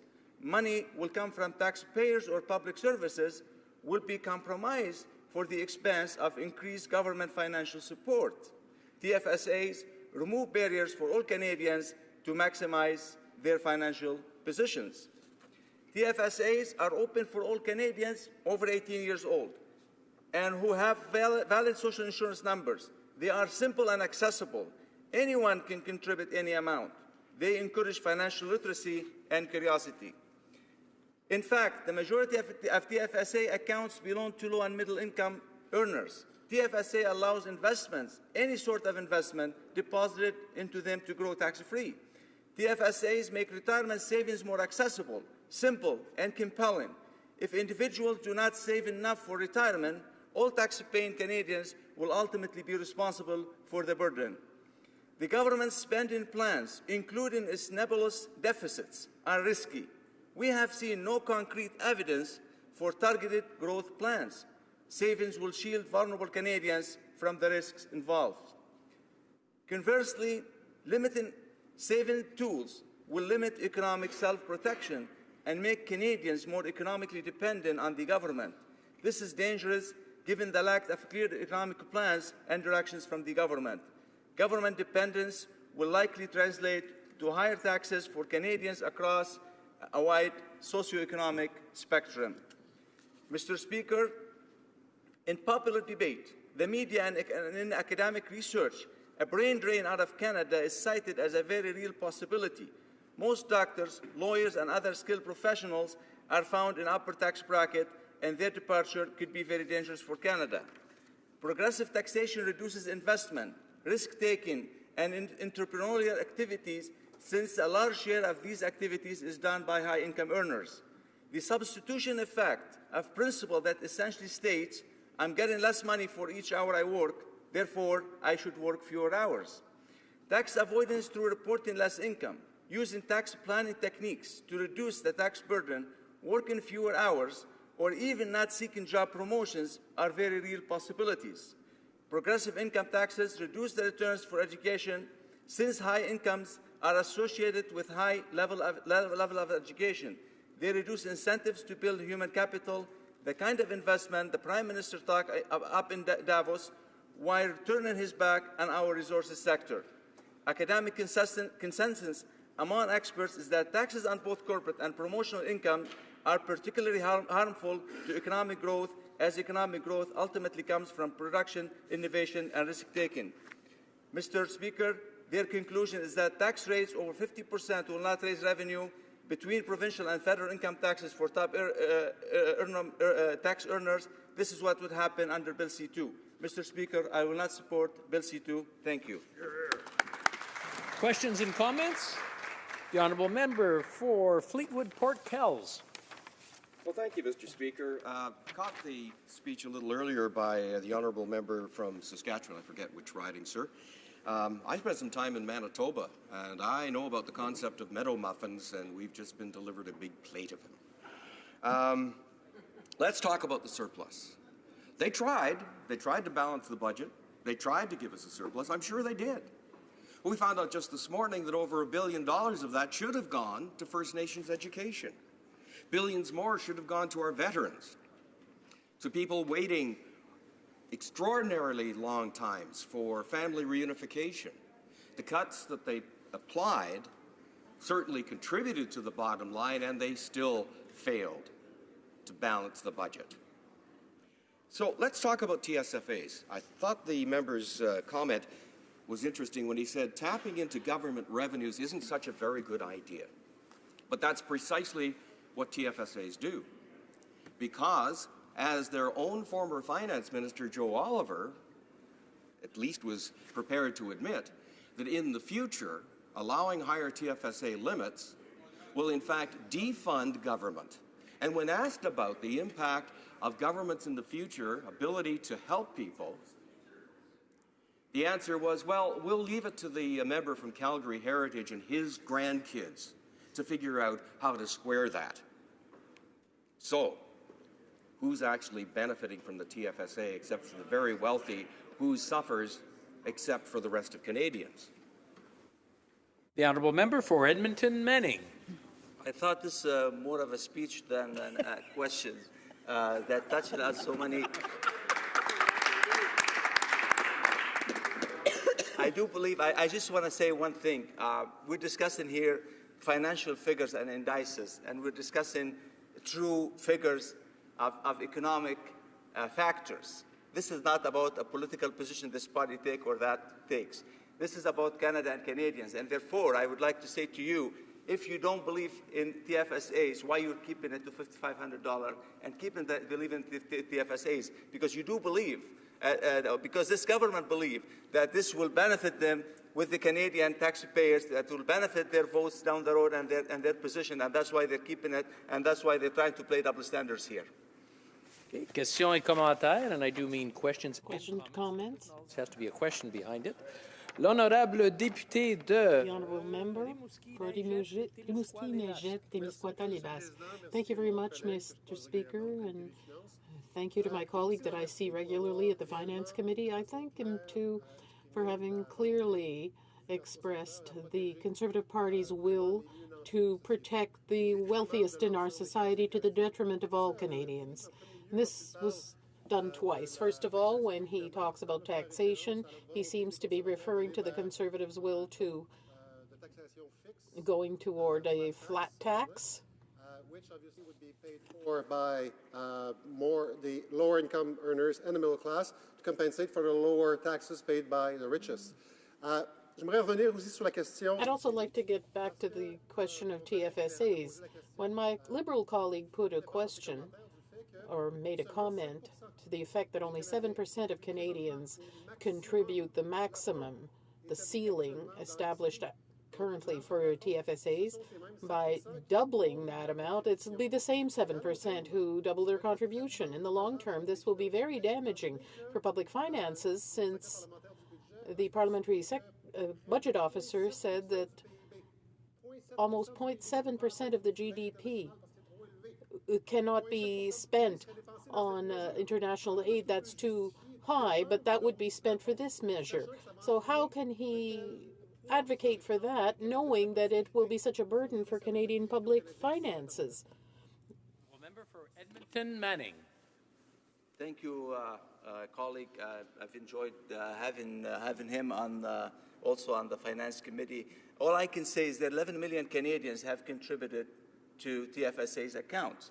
Now, I'm not sure about that figure of that 7% of the one that maximized, which is to $10,000 limit.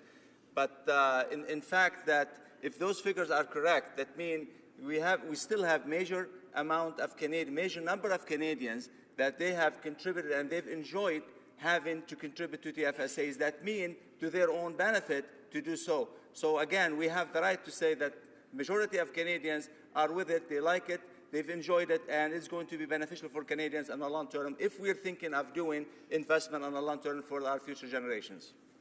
Prise de débat, resuming debate, the honourable member for Kamloops, Thompson, Caribou. Thank you, Mr. Speaker, and I too am pleased to join the debate today. And this, of course, is really the first substantial motion or piece of legislation that has been put forward by the Liberals. You know, it is interesting. I think we have mostly been focused on sort of the change in the marginal tax rate and the TFSA, and I'm going to speak and spend most of my time on those two issues. But I think it's also for people that perhaps might be following the debate, this legislation does have a couple of other pieces to it. Charitable donation tax credits, income earned by child, income earned by a trust, and taxation of corporations and shareholders. So, you know, I think if actually our government, when we were government, had put this particular bill forward, the Liberals would have said, you put forward an omnibus bill, you know, what are you doing? It's omnibus, it's 6 different pieces. I do want to actually recognize that sometimes it's sensible to, within an important piece of legislation, to do things that perhaps are not that controversial and are actually a bit of house cleaning. So there is more to this bill, and there's some pieces that I think not omnibus, although they would have characterized us as having put omnibus, but there is some additional pieces. But, you know, as I indicated, my focus in my comments is going to be on the two pieces that actually I think most people today are making comments on. One of my colleagues talked it as a bill that giveth and taketh away. You know, I would think I would describe it as a bill that represents the first broken promise of the Liberal government. Now, they're characterizing it as, you know, we went to Canadians, we were given this mandate, we told them we were going to tax the rich and we were going to give it to the middle class. And they did indeed tell Canadians that particular piece of information. But what they also said when they were going to Canadians during the election period was that that would be a revenue neutral change. So broken promise number one, and it's a big broken promise, Mr. Speaker. It is an $8.9 billion broken promise over 6 years. So I think, first of all, this is not about fulfilling a promise. It's about breaking a promise to Canadians. And really, what does that change in the tax structure that giveth to the middle class what I taketh from the rich? And apparently, just today, I understand that the Prime Minister of Canada just said, he called it, you know, just a little bit of a tiny bit of redistribution. That's what he called that change in the level for people that earn over $200,000, moving from 29 to 33%. He said, you know, it's just a tiny bit of redistribution. Mr. Speaker, if you do the math is actually what he has done is given them a 12% increase in their taxes. Going from 29 to 32% is 12%. You know, I know that people, you can make $200,000. It is a lot of money, but you might have a large family, and all of a sudden you are hit with a 12% hike in your taxes. It is a pretty significant hit. So you know, I don't think everyone's circumstances can be a little bit different, but to call it for those people that earn over $200,000 who maybe are paying off student debts and other elements to be a tiny bit of redistribution, I think is a bit of a fallacy. I also think if you know, people, when he said he was going to give the money to the middle class, they never really defined middle class, and I don't think Canadians would consider the parliamentarians in this House who are making good dollars, you know, as I think it's available on any website. We're in just below the 200,000. Some of the parliamentary secretaries are probably butting up to that level. They're actually benefiting the most from this tax break. So, I think if Canadians had been told that fact, they would have been perhaps less enthusiastic because they would have said, what? That 190,000 people, they're going to be getting a tax break. But not only are they going to be getting a tax break, it is going to go to the debt of our nation. And, to be quite frank, Mr. Speaker, the Conservative government believes in keeping our taxes as low as possible. We are always supporting lower taxes. But, to be frank, $6 a week that is going directly to the debt of this country, I think if I had to make a choice, I would say, please do not put that $6 a week onto my children. I'll pay that $6 a week myself. So there's a whole lot of problems with this measure that I think is absolutely unsupportable from our perspective. And mostly, and the biggest concern is it is creating a structural deficit. So we hand the Liberals a surplus and wrong promises, miscalculations, I've called it in other speeches, we've called it the whoops, have created a significant problem for them, and it's going to be the burden of our children. So now I want to shift to the tax-free savings account, and again, if the Liberals seem to love a stick to get people to do things and government programs, and let's make it mandatory, and let's increase, CPP like the Ontario government is doing. They don't like carrots. They would rather have a big government program that makes people do things, whereas, we believe that sometimes we provide the opportunity and the flexibility for Canadians to make their own choices. And they talk about only the rich can afford $10,000. I'm going to give you a couple of real-life examples that I think talk about why this was an incredibly important tool, and that the $10,000 is quite reasonable for Canadians. And so first of all, you have a young adult, and perhaps they have a small inheritance, and they have never been able to contribute to their tax-free savings account. They're just finishing school, and that young adult decides to put that money into a tax-free savings account and is able to grow that investment. So instead of spending it right away, he's decided to use it for his future.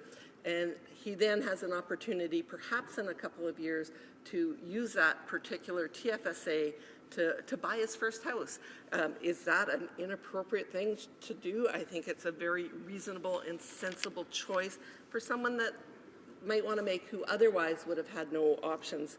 Another thing I think we have that's happening very, very frequently in this country, many seniors, they own their own homes, and they're selling homes, and what they're doing is they're moving into communities, whether it be assisted living or into some complexes where they're having support. So they might sell their home, they might have some money that they have made on their homes. They have room, they've maxed out their RSPs, they have room to put some of that money into a tax-free savings vehicle that will actually help them into their future, to sort of care for them, to pay those monthly expenses. So again, I think those are just two examples of why having a tax-free savings account and actually having this tax-free savings account to be quite robust. And, I recognize that not all Canadians every year can put $10,000 in, but there are times in their life, and that was the beauty of the product. It wasn't that you had to do $10,000 every year. There's years where maybe you wouldn't put a penny in, and then maybe years that you could actually top it up to where you need it to be. So I think, I've sort of demonstrated today that this Bill C2, the first substantial bill that has been put forward before this House, has some serious significant flaws. It is adding to the structural deficit of Canada. It is not really doing all that much in terms of the middle class. It is taking away an important tool that people have in terms of saving for their future, whether you be young or older. And so, Mr. Speaker, I do actually ask that the Liberals perhaps reconsider. You've been given a surplus. Don't keep adding to the debt. We know we're 18 billion, we're 30 billion. Those are frightening numbers, Mr. Speaker. So perhaps what the Liberals should do is rethink their plan and really look in terms of what they're going to leave for their children and their grandchildren. Thank you, Mr. Speaker. Questions and comments? The Honourable Member for Guelph. Thank you, Mr. Speaker. And thank you to the Honourable Member for her speech. Some regressive themes going out throughout the speech, Mr. Speaker. I'm wondering about this program of TFSAs that are based on being able to have an inheritance or selling a house in order to have a windfall to use versus a program of creating prosperity, as we're suggesting, investing in Canada, creating jobs and stimulating our economy with real growth, something we haven't seen for over 10 years. The previous government was focused on cutting services and programs to artificially balance a budget that had a one-month snapshot that looked like it was balanced, but the next month wasn't. Their financial programs resulted in $154 billion of additional debt to our country. Almost half the debt we've incurred since Confederation is owned by the Conservative government of the last 10 years. So really, Mr. Speaker, the mismanagement of our finances that we've seen that we're trying to redress by a program of hope and hard work versus a divisive politics and cutting costs in order to try and achieve false positives. Which part of hope and hard work does the Honourable Member not get? Is it the hope part or the hard work part? Member for Kamloops, Thompson, Caribou. You know what, Mr. Speaker, he has again demonstrated how bad the Liberals are with math. I mean, it's quite stunning. They make this mistake in terms of what the changes to this tax rate is going to do, and then he's throwing out numbers that are, quite frankly, totally wrong. And I look in terms of the actual record of our government. We paid off, actually, I think it was close to $40 billion in debt.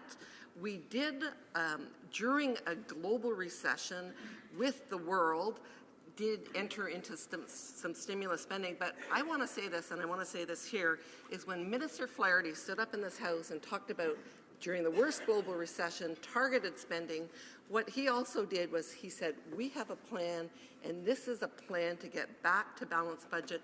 And you know what? It was executed perfectly. It is very hard to turn off the taps. He stimulated, he targeted global recession. Canada had the best recovery. This government is heading into deficit spending for a recession we're not even in. Questions et commentaires. The Honourable Member, l'Honourable Député. The Honourable Member for Hochelaga.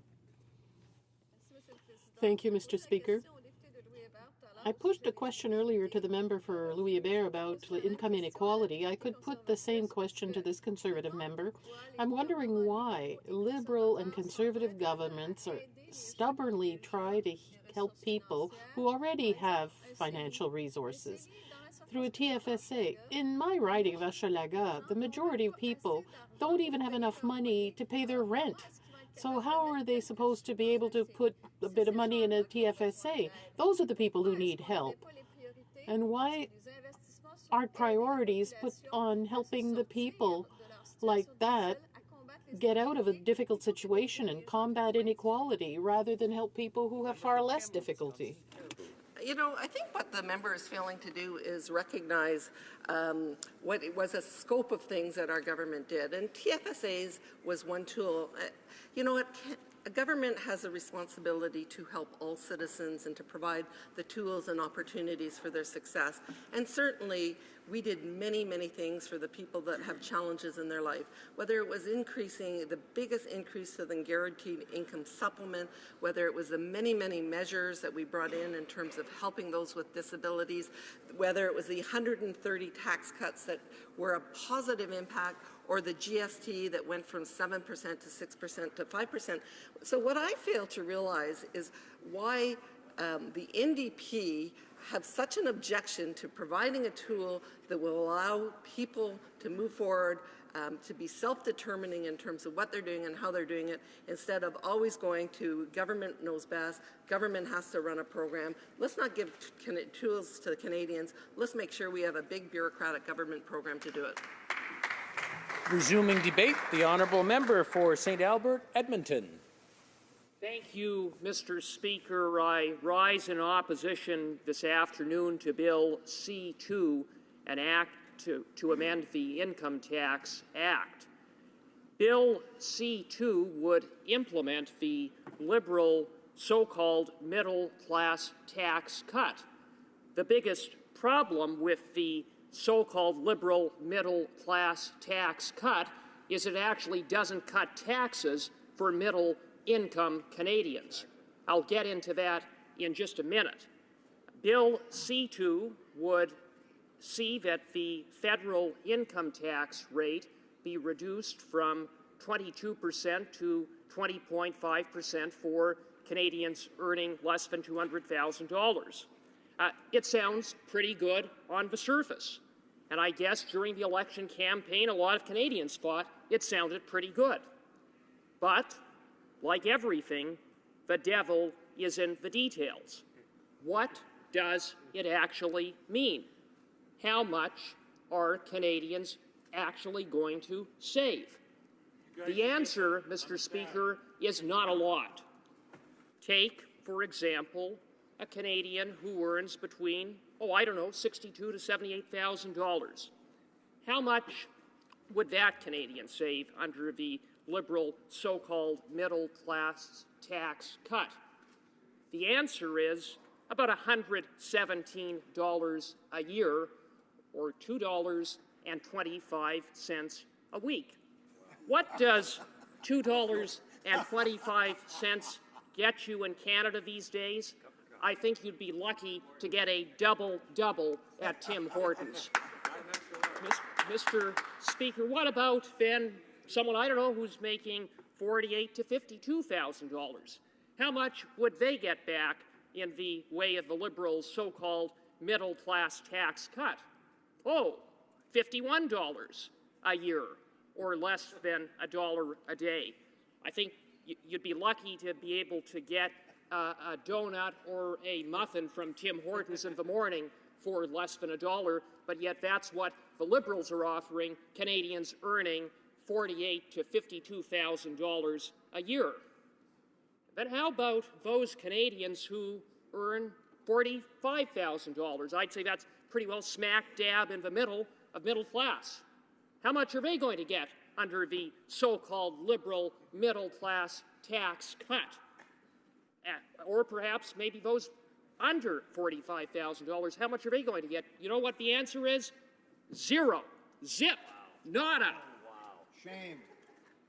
Mr. Speaker, as I say, the biggest problem with the Liberal so-called middle-class tax cut is it doesn't cut taxes for middle-class Canadians. And then, Mr. Speaker, what is the cost of the so-called Liberal middle-class tax cut? Well, the Prime Minister during the election campaign was going all over Canada in his sunny ways and blue skies and saying, well, it was going to be revenue neutral. Revenue neutral. And then what happens is barely after the ballots are counted, the Prime Minister had his Finance Minister, because I guess he didn't have the courage to do so himself, to say that it's not going to be revenue neutral. Oh no, whoops. It's going to blow a $1 billion hole in the deficit. $1 billion.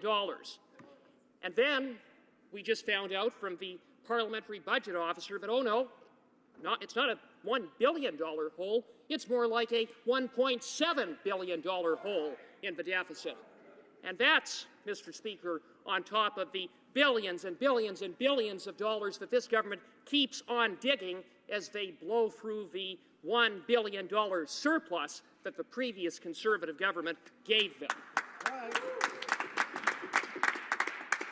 And, Mr. Speaker, who is going to bear the burden of the so-called Liberal middle-class tax cut? You guessed it, middle-class Canadians.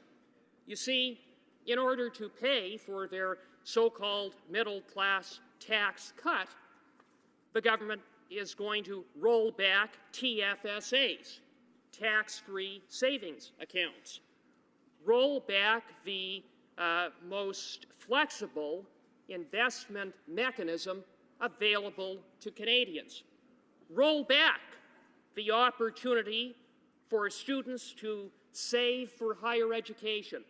Roll back the opportunity for families to save for their children.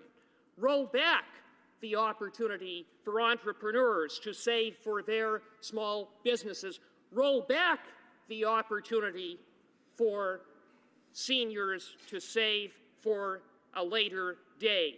Mr. Speaker, that's what this government wants to do. They want to roll TFAs back from middle-income Canadians. And, Mr. Speaker, the frightening part is they're just getting started. Because, Mr. Speaker, the Prime Minister and members opposite keep talking about boutique tax credits. They want to roll back effectively all of the tax relief that the previous Conservative government provided Canadians. Canadians, on average, got back $6,600 in tax relief. All of that is in jeopardy because of the Liberals' so-called middle-class tax cut. It's, Mr. Speaker, I heard one of my colleagues say smoke and mirrors. I would say this. I think that what the Liberal middle-class tax cut really is a Liberal middle-class tax cut fraud. That's what it is. Mr.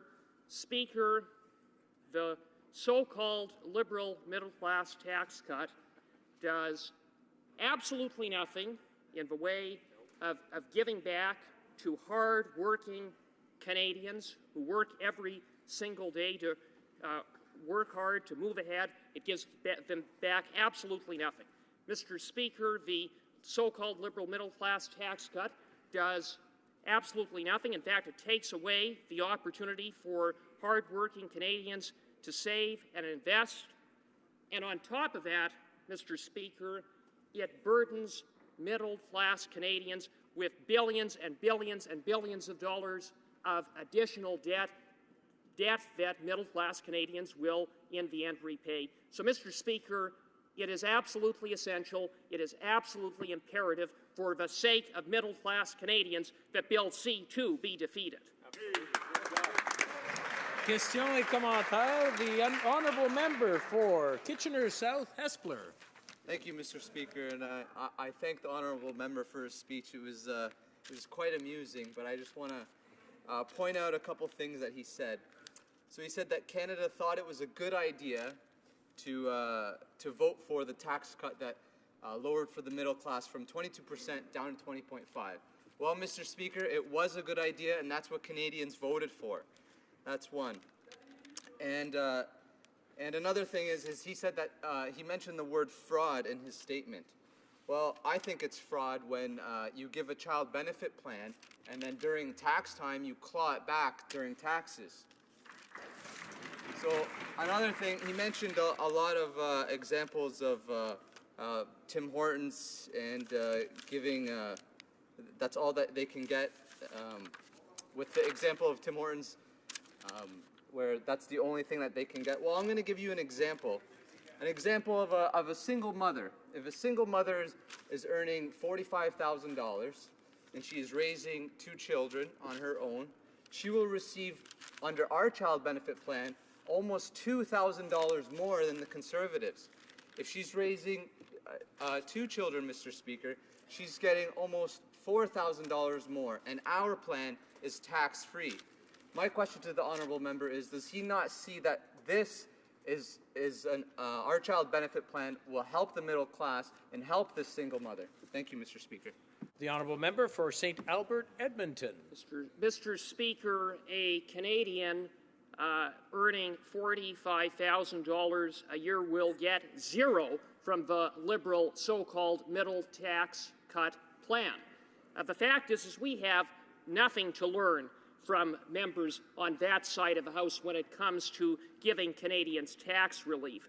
Our government, over 10 years in office, cut taxes of every shape and size. We cut taxes for small businesses. We cut taxes for working families. We cut taxes for students. We cut taxes for entrepreneurs and apprentices. Mr. Speaker, overall, our government cut taxes not once, not twice, but more than 140 times. And you know what it resulted in? The largest tax relief afforded to Canadians in more than 50 years. That is a record that on this side of the House we're proud of, and we're going to fight and work hard to defend taxpayers against the tax and spend ways of that side of the House. Questions and comments? The honourable member for Stormont. The honourable member for Stormont, Dundas, South Glengarry. Yes. I want to commend my colleague on a wonderful speech. My other colleague on this side of the House said that it was very entertaining, and it certainly wasn't entertaining, but it was also very informative and very accurate. I have a lot of respect for the wisdom of my colleague, and I would like him to maybe shed some light. We've heard a lot of talk from both sides of the House about deficits. Now, their deficit is projected to be a deficit this year in the upcoming budget on the 22nd of March of close to $30 billion. Now, in previous governments, in our government, we did have deficits. Now, we think it was a deficit for a reason. Now, I'm not sure that this current deficit that's being projected at $30 billion in 2016, I wonder if my colleague could share some light on the difference between the projected deficit we're going to have this year and deficits from past governments. Thank you. The honourable member for St. Albert, Edmonton. Well, I want to thank my colleague for that excellent question, because when our government came to office in 2006, we repaid $38 billion in debt. It constituted the largest debt repayment in Canadian history. That's the record of the previous Conservative government. And my friend is quite right. The Conservative government, did run some short-term deficits as a result of a need for short-term stimulus spending in the face of the worst economic recession that this country has faced in more than 50 years. But the spending was short-term and targeted. And so by 2015, when we passed the torch to this government, we handed them a surplus of $1 billion. And so that's the difference. And now we see a government that's running billions and billions of dollars of deficits, and we're not even officially in a recession. Resuming debate, the honourable member for Peace River, Westlock. Thank you, Mr. Speaker, and I'd like to take the opportunity at the beginning of this speech to thank all the people of Peace River Westlock for giving me the opportunity to stand in this House and make this speech. Mr. Speaker, today I rise to address the issue of fiscal responsibility. The previous Conservative government left this government a $1 billion surplus, $1 billion. At a time when the rest of the world is in economic turmoil, we kept a steady hand on the wheel and steered this country through that turmoil. Not only did we manage our resources prudently, but we paved a $1 billion road into the future. In a few short months, the Liberals have squandered that surplus. When they originally introduced their new tax plan, they promised it would be revenue neutral. Since then, the finance minister has conceded that the plan was not revenue neutral and does, in fact, leave us a $1 billion hole. A report from the Parliamentary Budget Officer actually estimates this cost to be closer to $1.7 billion. This gross miscalculation speaks to this government's incompetence and the fact that they are proceeding with legislation after admitting they have broken this promise to Canadians. This speaks to their integrity. Mr. Speaker, in my riding of Northern Alberta, we have a number of industries: agriculture, oil and gas, and lumber, to name a few. We are a province of entrepreneurs, business people who understand the necessity of practicing fiscal responsibility if they want their businesses to grow and thrive. A spending spree on the taxpayer's dime is not only a sign of poor fiscal management, it is an irresponsible behavior that has drastic consequences down the road. Who is going to pay for this shortfall? The Liberal Party has talked about eliminating a number of tax credits. When we look at the available tax credits, it is clear who is going to pay for the shortfall. It might be first-time home buyers, or it might be families with kids in sports or arts. It might be students or apprentices. The very people who need these tax credits will be the ones paying off the Liberals' $1 billion spending spree. As everyone here knows, the price of a barrel of oil has negatively impacted Alberta. and there have been massive layoffs in the oil patch, and this is a ripple effect in many of our communities. In my riding, the unemployment is up, EI applications are up, and the outlook for business, especially connected to the oil patch, is grim. I had a call from a transport truck driver the other day. He's in his 50s, and he's worked hard his entire life. Now he can't find work. Trucking outfits are scaling back. No one's hiring. His EI has run out, and his savings are dwindling, and his rent is past due. Why is the government focusing on tax credits and income tax hikes when we need a plan to create jobs? We need a plan to get Canada back on solid ground. There is a lack of evidence or explanation for why Bill C2 changes will stimulate economic growth and development for Canadians. The Prime Minister believes that small businesses are tax havens. Does he plan on increasing payroll taxes on job creators? It is important to remember that small businesses create a large percentage of the jobs in Canada. Increasing payroll taxes on our job creators creates an extra burden on companies who are already struggling in these economic times. The fact is, many companies are downsizing right now, and now is not the time to increase business taxes. Neither is it the time to raise taxes on higher income earners. These are the people who traditionally create jobs and grow our overall economy. By increasing taxes on these job creators, we are discouraging success and punishing those who have done well for themselves. You can't spend your way to growth, and you can't tax your way to prosperity. Mr. Speaker, we've looked at all the tax cuts the Liberals are proposing for the middle class. Based on Finance Canada's estimates, the new Liberal tax plan amounts to on average an extra $6.34 per week for those individuals who qualify. $6.34 might buy a block of cheese or a few liters of gas. This tax break is not enough to grow our economy. It does not stimulate growth or innovation. This modification to the income tax rate hardly qualifies as a significant tax relief for Canadians, and it comes with a much larger price tag. When the previous Conservative government was in office, we reduced the taxes more than 140 times. We have a proud legacy of tax fairness, and we cut taxes through targeted measures that were responsible. We all are better off if this government worried less about income tax rate and instead focused on creating jobs so that more people can pay in. There is another amendment I'd like to address, Mr. Speaker, and that's the issue of tax-free savings accounts. The Liberals have unaccountably decided to slash contribution limits for the tax-free savings account to $5,500. Many Canadians rely on these saving accounts to plan for their future. Students save for higher education, couples save to start a family, entrepreneurs save to start a business, parents save for their children, and low-income seniors save for their retirement. These changes will make life less affordable for Canadians who are trying to save for their vulnerable years. Financial literacy is a subject now taught in some schools. As a parent, I will teach my own children practical money skills. It's an important concept to grasp that if we want to keep ourselves financially secure and free of uncontrollable debt, financial responsibility is important to the well-being of our individuals, families, businesses, and our nation.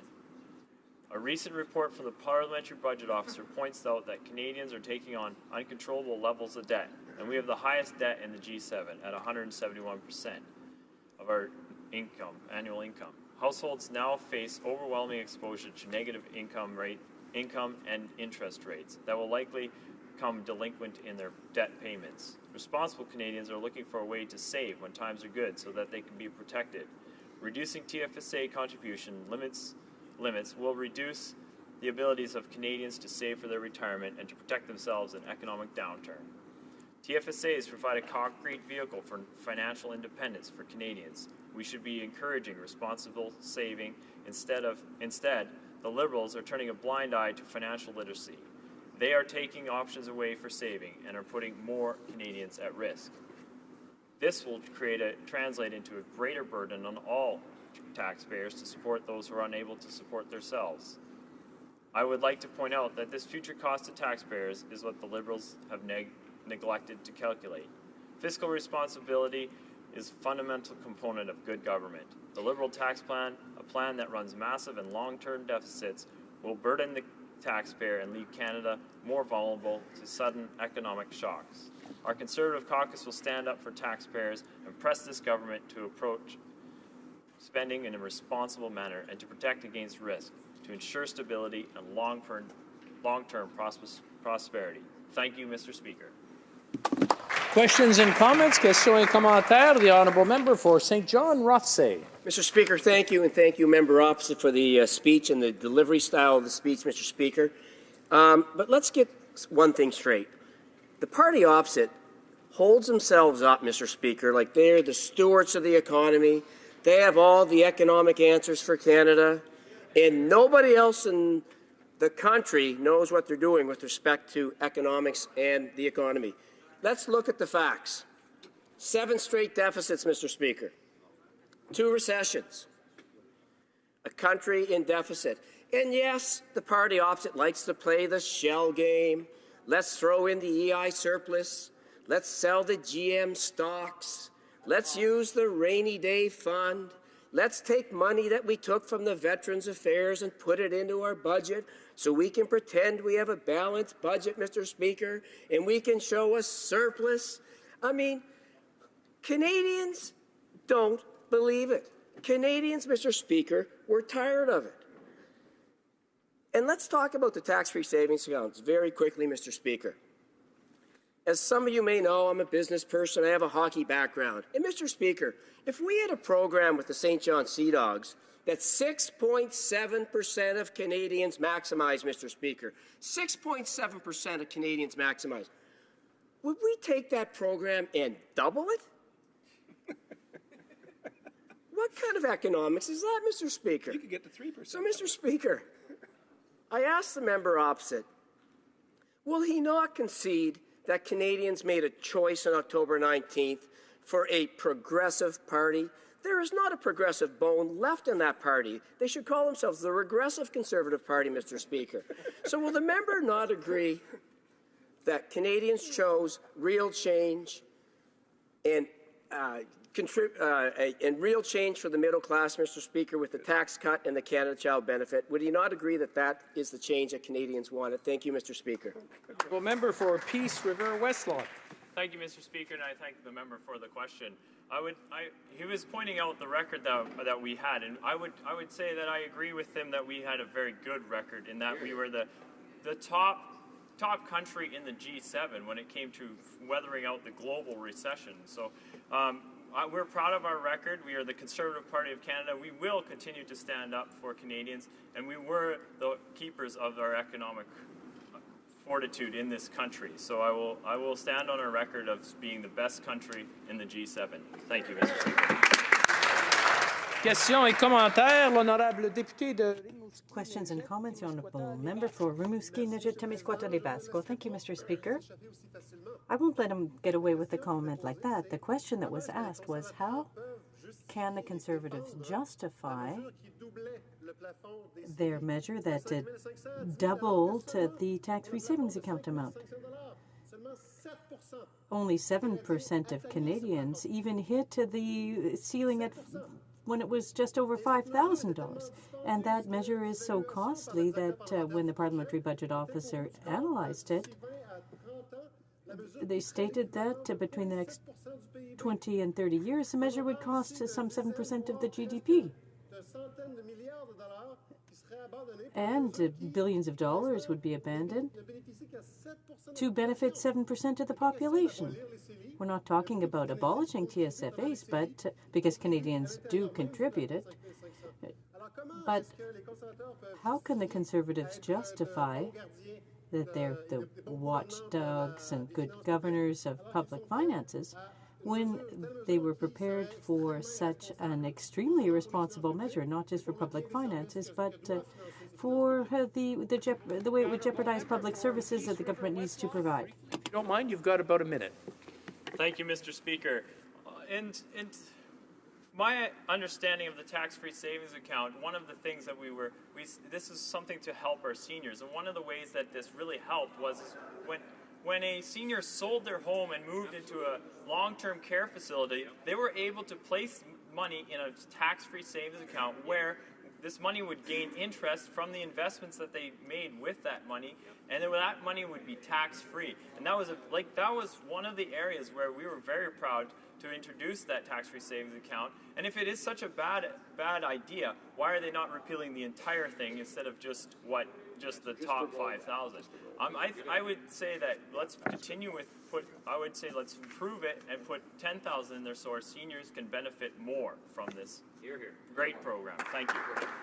Reprise du débat, l'honorable Resuming debate. Honourable Member for Montmagny, Kamouraska, Rivière-du-Loup. Well, thank you very much, Mr. Speaker. I'm pleased to have this opportunity to speak to Bill C2 today. What I'm interested in talking about as regards this bill is how the Liberals consider that the equivalent of someone earning $200,000 a year is someone who should receive the most tax relief. That makes no sense. The Canadian middle class, Mr. Speaker, well, let me tell you about my riding first. It includes Montmagny, Lille, Kamouraska, Rivière-du-Loup. And it's a region that borders on Rimouski, Neige-Témiscouata-les-Basques. It's from Rivière-du-Loup, La Pocatière, into the lower St. Lawrence region. It's considered almost the poorest region in Canada. In some of the municipalities, it's not rich at all, not a wealthy region. And the reality of this bill is that Canadians who earn less than $45,000, who earn the vast majority of people in my riding, for example, have no access to anything under this. It's zero.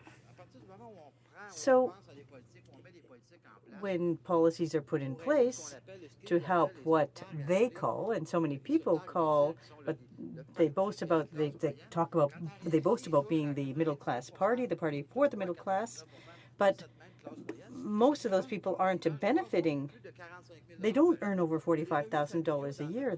The family income in my riding isn't it isn't an average of $50,000 a year. It's very low.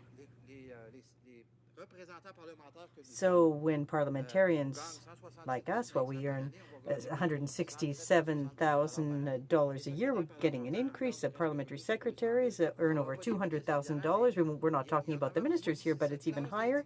So this category of individuals that we are, and we don't need it.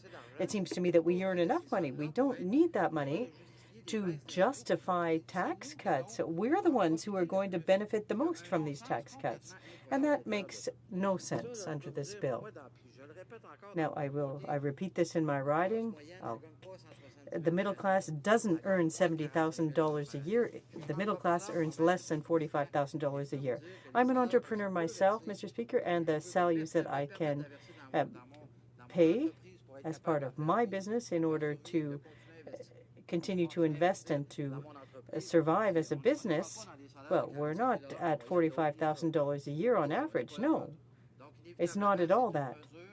So, in addition, this bill or these measures, as the government said, were supposed to be fiscally neutral, tax neutral. The reality is that the parliamentary budget officer said not only would it be $1 billion, it would be $1.7 billion, Mr. Speaker, and it's completely irrational. It makes no sense. And what's more, the amount is an ongoing permanent amount in the budget for the years to come. So this measure is ill thought out, and I think that we must absolutely make some changes to it, because once again, when 2/3 of the population aren't benefiting in any way, shape, or form from a measure, I don't think it's fair for anyone. Now, when we look at the amounts families might receive, it's about $6.50 a week. So, Mr. Speaker, the government needs to realize that we can't indebt the country, borrow money, and give it to a very small category of individuals, people who are important for that category or that. But for people earning $45,000 or less, that's the majority of the middle class, Mr. Speaker. So we need to implement changes and change this bill. Now, I'm an entrepreneur, as I said. I invest a great deal in my business, and in recent years, over the past 10 or 15 years, I haven't invested in the tax-free savings account or in RRSPs because I invested my money into my business. Not everybody can do that, has a business, but measures that enable people to save $5,000 or $5,500 or $10,000, and these Liberals are making changes to that, but that's not something that's not the only thing that will enable people to save in the future. But under a measure like that, it's not because we establish a ceiling. It doesn't mean that everybody's going to be investing that much. It needs to have some breathing room or some fiscal room for people. And I think the member for Hochelaga said earlier that people in her riding, there were people who are poor who couldn't even put a penny into a tax-free savings account because they couldn't even afford their apartments. Well, or their housing. That is something that exists everywhere. And so when we put forth policy, it has to be something for all Canadians, measures that will help them to save money. Now, I forget the exact name, but there are some organizations that provide education, training, and awareness for people, low-income Canadians, on how to save. And so there needs to be something like a tax-free savings account, RRSPs, to allow people to put money in to save money. And these are programs that make it possible for people to save money. So they need that kind of space. Because otherwise people won't save, but they need to save. People need to think about their futures when we're young, when people are young. And when you get to the retirement, you need to have an opportunity to take that money out. Money that's sheltered from taxes. We need to enable people to live longer lives. And Mr. Speaker, I think that this is a pretty bad bill, and I have a couple of minutes left, so I'll say this again. The middle class is not a middle class that earns $160,000 a year. I think we can agree that the middle class in Canada, that's less than $35,000 a year, they're not going to be helped by this bill. So this is a bad bill. Thank you, Mr. Speaker. Questions et commentaires, l'honorable député de... Questions and comments, the honourable member for Thérèse de Blainville. Thank you, Mr. Speaker. My honourable colleague from across the way spoke for 10 minutes on, basically it was 10 minutes of smoke and mirrors. I came to this House, I ran in the election to help all Canadians. So,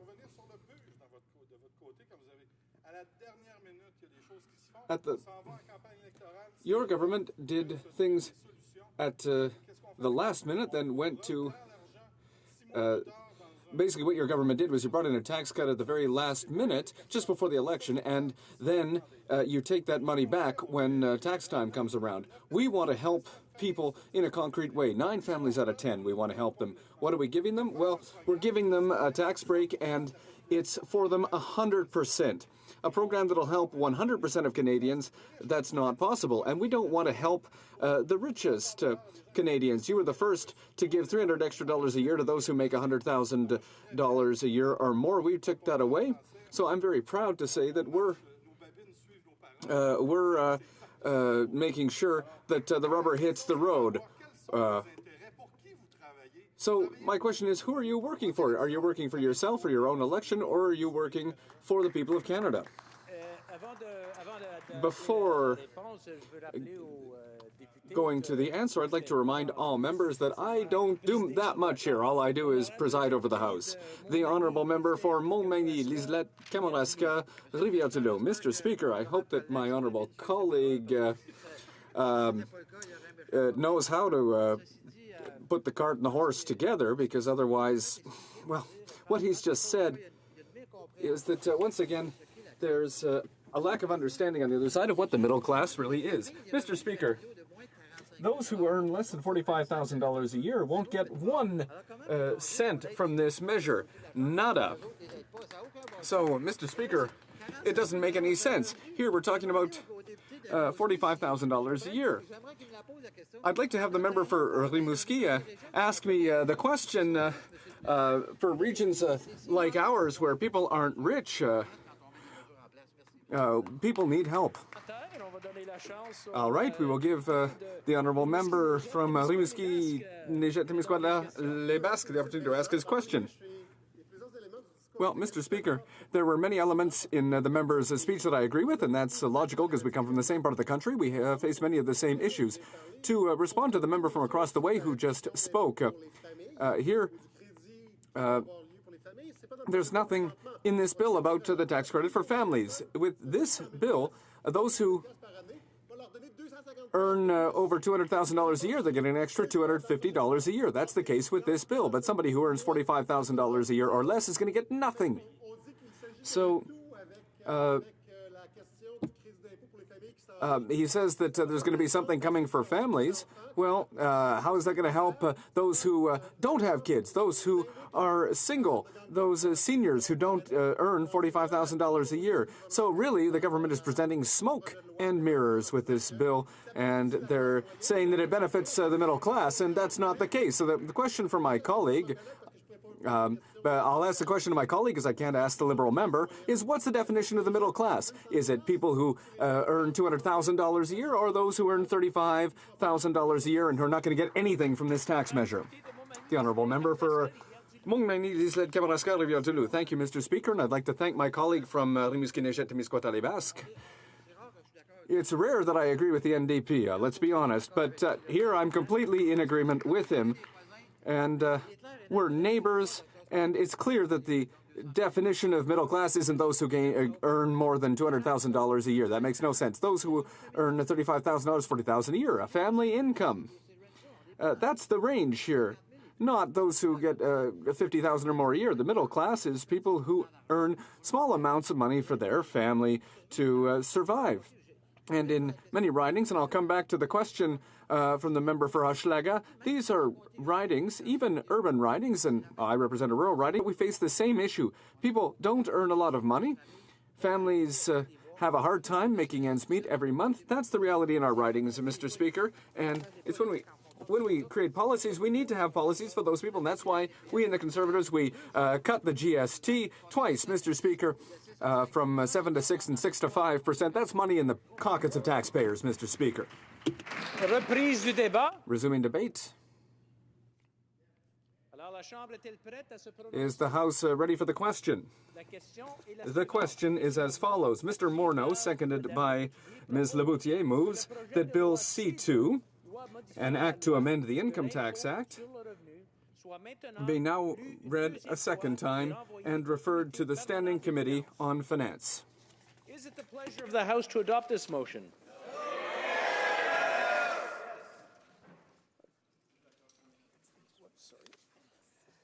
All those in favor of the motion say yay.